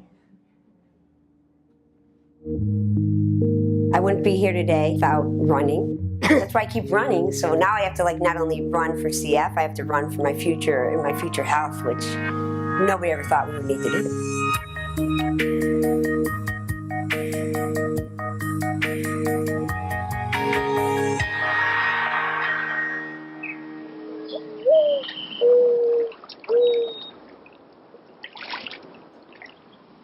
I love trail running. It's just nice to be around nature and not having to fight with cars. So it clears my mind. You know, it's that one time where I can be like everyone else. I meet a group to run, they don't know I have CF. I can't put a number on how many people that we've kind of helped start running, but it's a growing number, and it's going in the right direction. That's the worst part about CF, is getting to know these people and then they don't make it, right? So cystic fibrosis, it's something that you're born with. It causes your body to produce this really thick and sticky mucus. So right now the current median age of survival is like 40 years old. It makes me work harder in my own life. 2007, I established the CF Foundation as a nonprofit. My whole thing is awareness and positivity, and if I can do something I love and change people's lives, I'm in. The CF Bubbles and Bow Ties is an awesome new event that we started to create a bunch of awareness about CF, bring people together. That's the coolest part, is I get to connect with these people, and they actually trust me. And they're like, well, let's ask Emily. Okay. All of us are doing so well. Exercise is like really good for us. And I'm the healthiest I've ever been in my entire life. My lung function's 88%, which is the highest it's ever been in my life. So now there's a lot of research and studies going on to see if we can track down an appropriate way to prescribe exercise as medicine.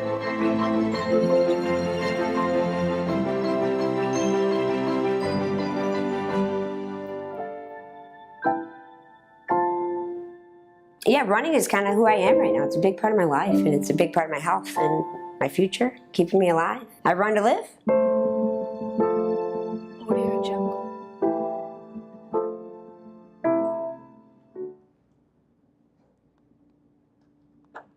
Oh. That video crew, they messed something up. They switched my tattoos in the last 3 seconds of that film. They like, my watch is on one hand in one scene, and the next it's, I don't know what they're doing something crazy when they got some blue lightning when they came to Detroit apparently. So CF is now 11 years old, and when I started it, it was like, I want to do this. I don't know what I'm doing. I was working a lot with the CFF and speaking and fundraising with those guys, and I'm like, what can I do a little bit different that's going to help patients now, kind of empower them to live their life and own their life. So CF is my baby, and we have a program called Kicks Back, where we donate running shoes to people with CF to either get them, hold on, oh, this is bad.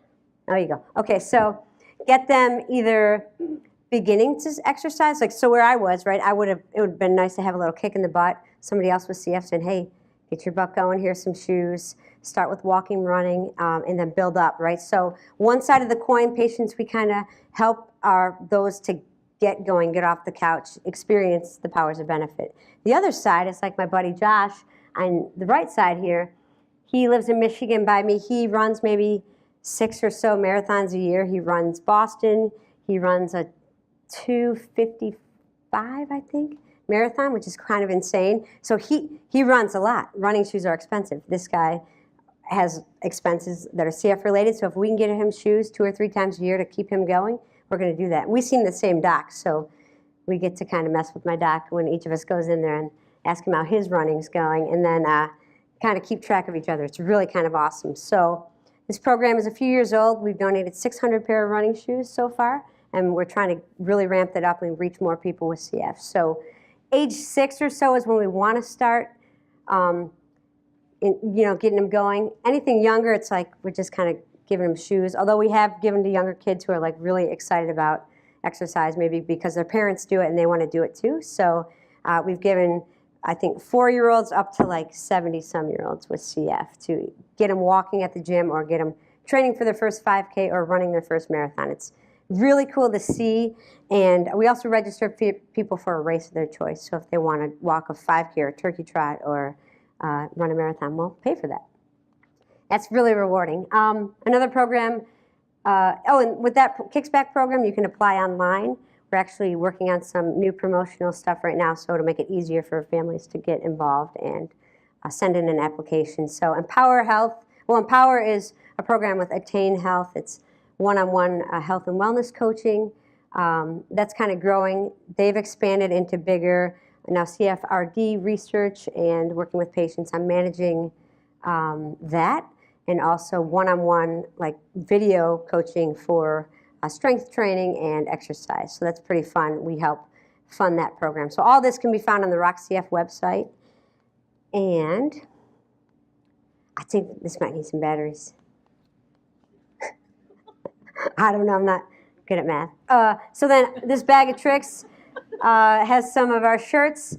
Apparel is kind of what we started with RockCF. Rock and roll was our first way to really engage people to support RockCF and learn about CF.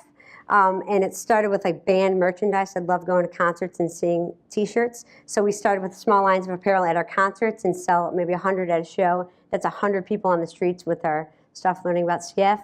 And now it's expanded to a full line of merchandise on our website that we ship all over the world. It's crazy. Like you'll see like crazy countries that you only see at the Olympics are ordering from your website. Like, oh, people actually live there? I thought it was just for the Olympics.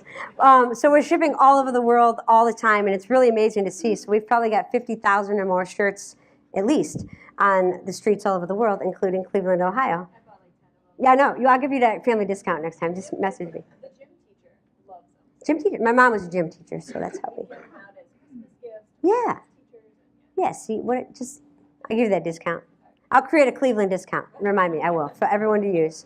So this has been really rewarding to see when you're at the airport and you see somebody wearing your shirt, you're like, crazy. The other flip side is it's getting stolen left and right, the shoe logo. So I was this week filing copyright infringement cases against 2 companies trying to steal it. So I'm waiting for like Nike to steal it so then we can. That is my retirement plan right there. I don't know. Anyone know somebody at Nike? Give me a hint on a new logo.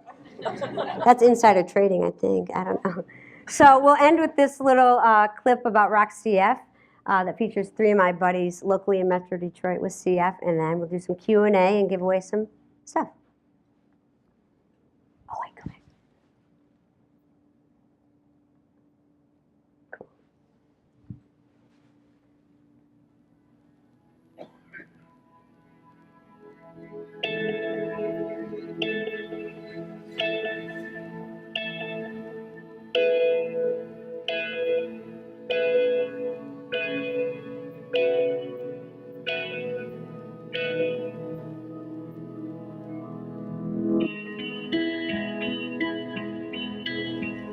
See me. See me fight.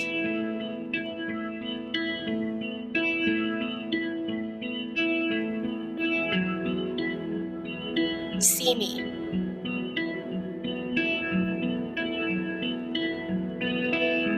See me, champion.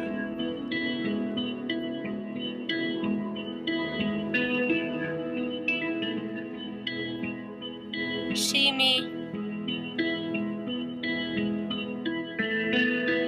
See me, swear.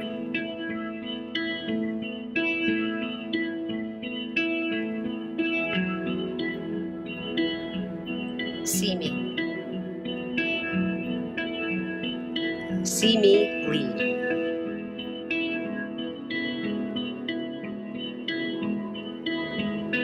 RockCF is a community, thousands strong, changing the face of what living with cystic fibrosis looks like and giving those living with CF the tools not only to survive, but thrive.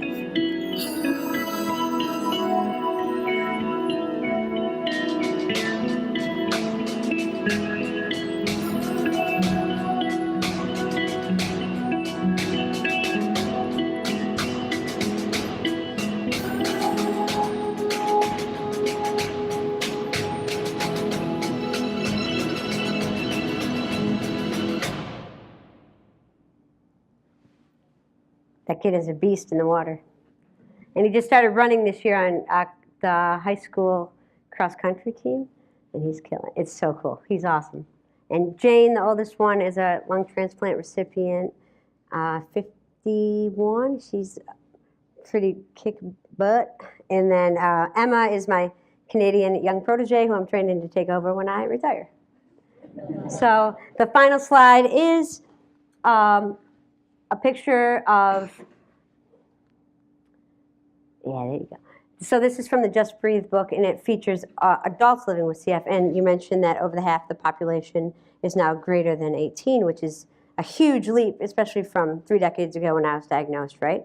So these are 92 adults with CF, and it's just a great way to showcase how far we've come in the fight, right? So I think the next version of this book will all have gray hair, and it'll be pretty awesome to see great-grandparents and grandparents. So that's where we're going. Stay excited, parents. I know some days it can get a little not easy, but just keep doing it. Our fight is like, we're making some good headway. So keep it up, keep your kids active, and do your treatments, kids and adults. I haven't been the best patient, but I've learned. So if there's Q&A, we can go there, right? Is that the plan? You can ask me anything. How did your parents talk to you about the future shortened life possibilities? Like, we haven't addressed that with my 10-year-old yet. And Yeah. luckily, he's not super Google savvy, or I would have addressed it already. But so just kind of talk about what your parents talked to you about. Yes, so my parents were both educators, and we got to spend a lot of time together, but we never really just went in and tackled that conversation. Things I'm working on still are asking questions. I never asked the questions growing up. I just kept it all in my mind, which made me like anxious, but they would never know that. I still don't think they know that. I would not ask them these things, but it was more so just me researching it. But my parents we just kept going every day at a time. I mean, we would go on family vacations in a Crown Victoria with 3 kids and the 120-pound version 1 of the vest in the back seat to Florida, right? So we just did stuff. We never talked about CF. Like, I mean, now it's easier too these days because your kids are on the internet at 3, and if there's just more awareness and we're talking about it more, right? But my parents, we just lived life, and we did my treatments. If I was sick, we'd go in the hospital. We never really, I'm not sure if that's good. I'm in therapy today, but I don't know if it's because of that, but yeah, there's different approaches, right? And sometimes it's too much, sometimes it's not enough, but finding the right balance, and you know your kid, and like what's too far and what's not. Yeah. Where do you run in the winter? Oh, outside. So Detroit gets a little cold, like Cleveland. So I will run outside until it's like 0 or like wind chill of maybe a couple under 0. If there was an ice storm or a lot of snow, we'll go to the gym and run on the treadmills. I'm in a great running community outside of Detroit. There's 300 of us in the group, and a few of us are really close, tight-knit runners. So we'll be like meet on the treadmill at 5:30. Sound good? In. But yeah, I love running outside. The winter is way better for me than the summer. The humidity kind of stinks. But cold weather running, I mean, I love running in shorts, but cold weather I can breathe pretty good in there. Got to cover your mouth with a buff and then just go. Builds character. Always a story. And then you take a picture of your frozen eyelashes, put it on your Strava. It's great. It's a little too much sometimes. Don't be afraid.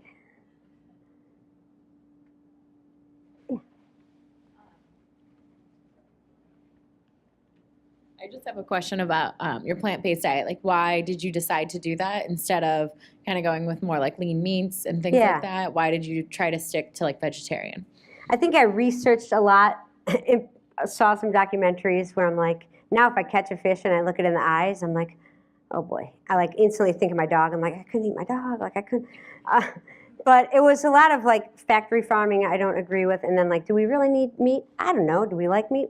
Americans love meat because you go to some restaurants and there's bacon wrapped Brussels sprouts, bacon wrapped salad, and bacon's for dinner. And you're like, we don't need this. So one other aspect of it, as I'm getting older, I have a family history of heart disease on my dad's side. And as we start taking these drugs and modulators, RNA therapy, we're going to be living normal lives, and the CF diet will catch up with us, and we will experience diabetes. Not CFRD, but maybe diabetes and heart disease and cancers. So I'm trying to combat that head on. But I think it was more so like the more I read, like, I don't know, I agree, like if you're going to eat meat, it'd be great if it's like a pasture-raised, grass-fed. That's fantastic. But for me, I thought like my gut already has enough issues digesting food. I tried, I think it's 11 years now I'm vegetarian, but like I do think like a tuna fish salad sounds good every now and then. I don't do it, but yeah, I think the more I read and researched, I was really turned off by factory farming, and then I don't know. I'm never going to debate with somebody. I'll say eat what you want. I don't care, but yeah. Oh, cool, yeah, yeah. Toddler, and I'm trying to convince her dad, who's like the biggest meat eater Yeah, ever, to, yeah. oh, sorry, the biggest meat eater ever, to Yeah. not give her as much meat. So that's why I was wondering why you Yeah. decided to choose that. Yeah. Yeah, I actually don't know, but I think the more I read, I was like, oh, this sounds for me. So, and I loved meat. I would eat 5 pork chops at every meal. I overeat my brothers all the time. Yeah. So what's your protein source? That's a great question, and it's a question I get all the time, and I think most vegetarians get it. This morning breakfast was just tofu scrambled with chickpeas and a side of veggie sausage, which is kind of weird, but I did it. There is more protein in like things than we know of. So like kale and green leafy veggies have a ton of protein. I eat a lot of nut butter and nuts and eggs. I'm a big egg fan, so usually 3 eggs a day. Cheese, yogurt, whole fat, 20-gram protein yogurt. So the country isn't really dealing with the protein deficiency, I think. So I think there's plenty of protein in food, but yeah, especially with CF, it's a high protein diet. So yeah, so far so good. Iron is good so far, so yeah. Oh, in the corner. I don't. We have a 15-year-old son who Okay. with CF, and he's not doing anything active right now. Okay. And we've been encouraging him running, and he used to play basketball a lot, and Yep. now he's heavily into Fortnite Oh yeah, I know a few kids like that. all the time. Yep. But I'd like to get him to run, Yeah. at least. You know, he doesn't have to be on a team. He Right. doesn't have to make anything or be cut, and he can go out and do that. Yes. How can I encourage him without overdoing it? And that's a hard part. So normally parents of younger kids, I'd be like, invite them to do a 5K with you. You go out and walk it or run it, and they'll come with you maybe, and that'll be a good exposure into it, right? Cool. Yeah. See? But then now he's 15. He crushed it. He beat me by 1,000. Didn't train. I trained for 2 months and Really? barely made it over the line. Yeah. and Okay, he so just- how do we get that back? Right. Get them in kicks back. Their shoes coming from somebody else with CF. We send them a letter. We'll say we'll sign you up for a race of your choice. Sometimes not coming from a parent, it might be cool. Right. I mean, you seem cool, but I've only met you for 5 seconds. But my parents would tell me to do stuff, and I'm like, you're my parents. I'm not listening to you. And 15's now pushing that line of, I don't want to hang out with my mom and do a run. Oh, I would hang out with you, but like maybe up to 13, that's okay. So kicks back would be good. I get this question a lot. And younger kids, it's like, well, parents, they lead by example. But 15's tough. So And he did a lot of, he was very active. Fortnite's running the world. Let's just Oh my address gosh, this it's issue right awful. now. Throw the Xbox out the window or I'm throwing it in the PS4, lake. whatever you want. Yeah. I don't know. Email me. We'll think about it. Okay. Because it's really, I'm still trying to figure it out too. Like kids without CF are now addicted to Fortnite and won't go outside. Right. I saw 10-year-olds play tag last night. And I'm like, I bet one of them was going to school today and being like, I discovered this game last night. It's called tag, and we run around and touch each other. I'm like, No, come on, trigger, relax. Tap each other. But yeah, I'm gonna get kicked out to Michigan in no time. It's really tough. That's where our society is moving. Unless you're in an organized sport already, it's hard to get. So say, hey, I registered for the turkey trot. What's that? Exactly, and then you lose, right. Right. Maybe we could work together because everywhere I go, I get the question. And teens are even the hardest ones to address.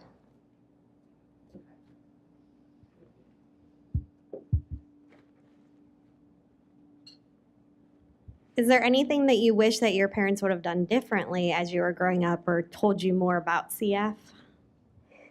Yeah, I think they were still learning as well. So now there's a vast amount of information at your fingertips. For my parents, they kind of learned as I was learning at CF Clinic, right? My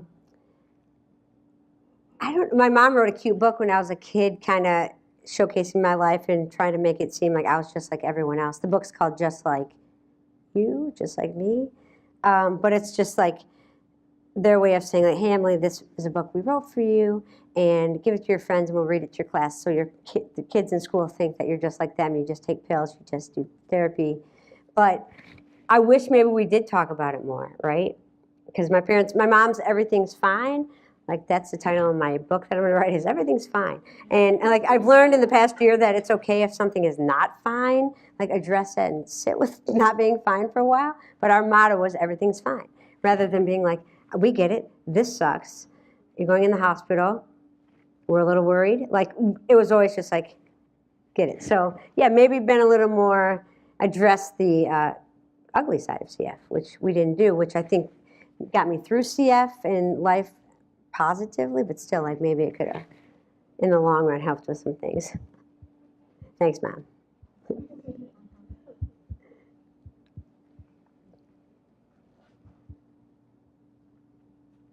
Anything else? How about those Lions beat the Patriots?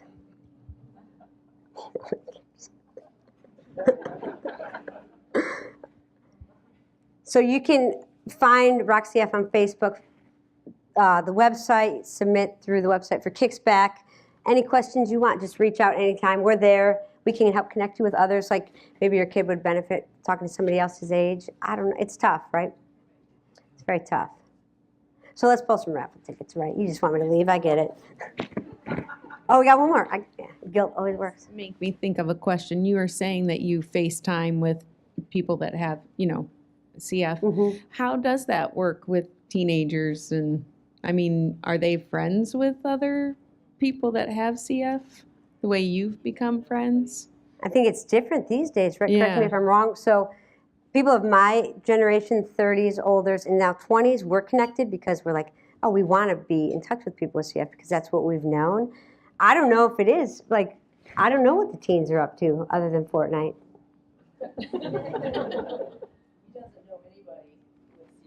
And I've heard that quite a bit lately, yeah. But every time we go somewhere, like every vacation we go on, someone with CF crosses our path. Always, yeah. Every single time, one family, all three of their kids had CF. And we all fish together. Wow, and, that's just God's way of That's how, yeah, throwing us too. people across your path. But, I don't know how he feels deep down. He said something to me last night. We were texting. And he was downstairs. I was trying to get him off of Fortnite. See? And I had how it already works. run down a couple times, Yep. and I was tired. So I said something like, "I'm like, you're going to wreck your health. You're up too late, and Yeah. blah blah blah blah blah." And he goes, "My health is already wrecked." And I was like, "You know what? It's not. You're actually doing really well." Yeah. And so, like, that's the other side. When kids are coming to terms with it, you're trying to help them come to terms, but stay positive. Yeah. Because I am positive. My husband is positive, but he's going through it, not us. Right. We're just the coaches, keeping Right. him on his schedule, trying to get everything done in the day and all of that. So, he's starting to pull away from his therapy. And, if I have to dangle Fortnite over his head, you can't do anything until your treatment is done. It's 20 minutes. I know. I mean, come on. That's 4 battle royales. Yes, but it depends if he's about to kill somebody. That's right. Or, have a solo kill. You don't want that lag, though. No. But yeah, like that, like adolescence is like rearing its ugly head. That's where it happens, right? Mm-hmm. The CF team, is that where you guys normally see like a little bit of drift with patients? Mm-hmm. I think that's in general, like kids stop showering when they're 15. I don't know. They're not like taking care of them in general, right? So CF is, it's when you want to fit in with your friends. You don't want to be different. You want to do all the real stuff that others are doing, but then you have this stuff to do. I'm not going to do that. I might tell you I did it, but I'm not going to do it. But it's tough. It really is tough. And now there's mental health professionals, I think, integrating into clinics, right? So there's the surveys to help kind of rule out and screen for anxiety and depression, which is real. I mean, it's really real in the CF community. So, did you go through a depressed period? Oh, yeah. Yeah. Mm-hmm.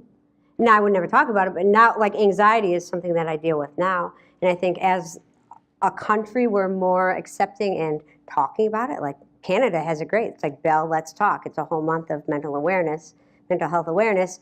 I heard them talk about it. I'm like, oh, maybe I should start talking about it too. And then I meet others in the CF community who are big advocates for mental health, and it's like, okay, great.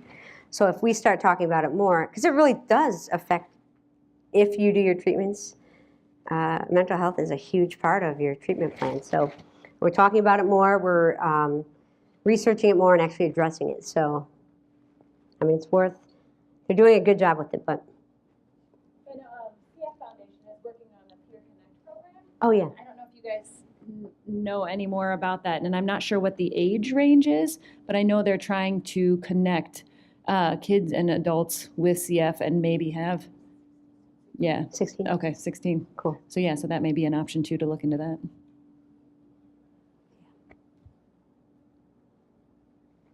One quick Fortnite thing. I met a family in West Virginia, a dad of a newly diagnosed CF patient, and he was playing against this guy on Fortnite for like weeks. They start talking, and he's like, oh yeah, my kid has CF. And the guy he's playing with, from millions of people that you can choose or not choose to play with, the other guy has a kid with CF. So these dads have now bonded because they randomly met playing a video game. So that's kind of cool. But like for patients, Facebook is a natural choice because it's easy, but then the Peer Connect program is going to be pretty cool as well. Oh. You've known a large number of CF patients, and I know you may not know the specifics of their situation, but maybe in general, could you comment about lung function? And you mentioned that your health was bad around 50. Was that real consistent, or did you, with the number of people you've met, find that sometimes at 50 they had a normal life? Yeah. How active can you be in relation to your lung function? That's a great question. Everyone is different, right? So somebody could run a mile with 50% lung function. Somebody might be able to walk a half mile, So everyone is different. I have friends who function at below 30% on oxygen but are not listed for a transplant because they're maintaining that and they're in the hospital once every 2 years, whereas somebody else with that lung function might be in every 3 months, right? So for me, it's interesting to watch, and people, like, our gold standard is like, what's your FEV, right? But then there's obviously bigger issues that go with like mucus production, what's your culturing, how do you feel type things, right? So it has been interesting to watch, and for me, like the 50% was my least active, not pushing myself, just skating by, doing my treatments when I'm supposed to and not really kicking in. So, and people are really open, adults especially, to just putting their lung function out there on Facebook and in general, and you kind of take it with a grain of salt because it really doesn't portray where their life is at, right? Is that answering it a little bit? Yeah. Yeah. FEV1 is big, and like mine barely fluctuated, but now since I'm on Kalydeco, if I see it drop and like stay in the 70s or 60s, then my doctor's like, we have to treat this right away, right? So it used to not be my big focus for knowing if I needed an exacerbation, but now it is, just because how I've seen my PFTs go from low to high. Now if there's a big drop, then we like address it right away. Whether it's before, it'd be like, let's play around with it and see if we can do oral antibiotics or inhaled Toby. Yeah. Yep. I think we have time for about one more question if anyone else has one. Are the Indians in the playoff? Oh, they are? Okay, okay. Well, look. You want to talk about it? That was rude. Are the Lions? Nope. Are the Tigers? Nope. Are the Red Wings? No. Are the Pistons? No. No. I'm moving to Cleveland.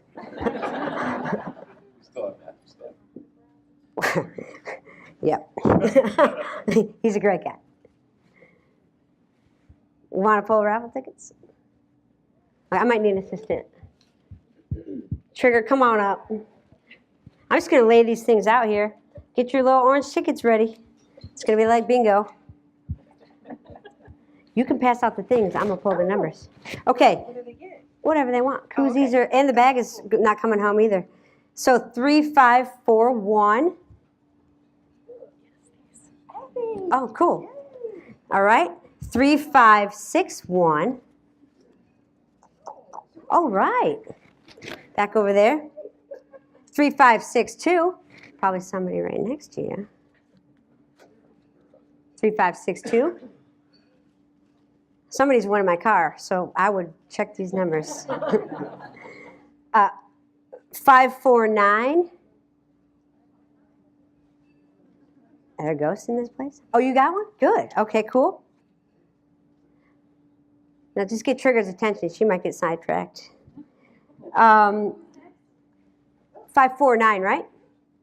563. Oh, cool. All right. 537. All right. Koozie. Okay. That's what you get. 536. Bingo. Koozie, stickers. Stickers or the bag. Oh, Abby. It's getting fierce in here. 560. All right. Back corner. Sticker or koozies. Here you go. 552. We got a 552? Oh, cool. 544. Bingo. 544 right here. Nice. And a Bike to Breathe wristband. 545. Or maybe that's mine. 546. All right. Back table. Take a couple more. 535. Oh, cool. All right. Plaid shirt. 553. 553. Nice. And wait. Thank you for coming. Oh, wait, my car. It's missing some lungs on it. Oh, I put those on my nebulizer. I'll give you a stick of gum on the way out. I got to. Yeah. That's a draw your own.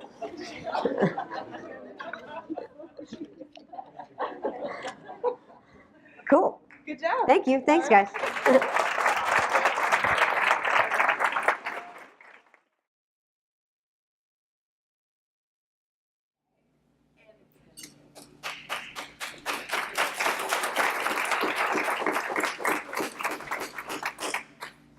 Thank you very much for that inspirational talk.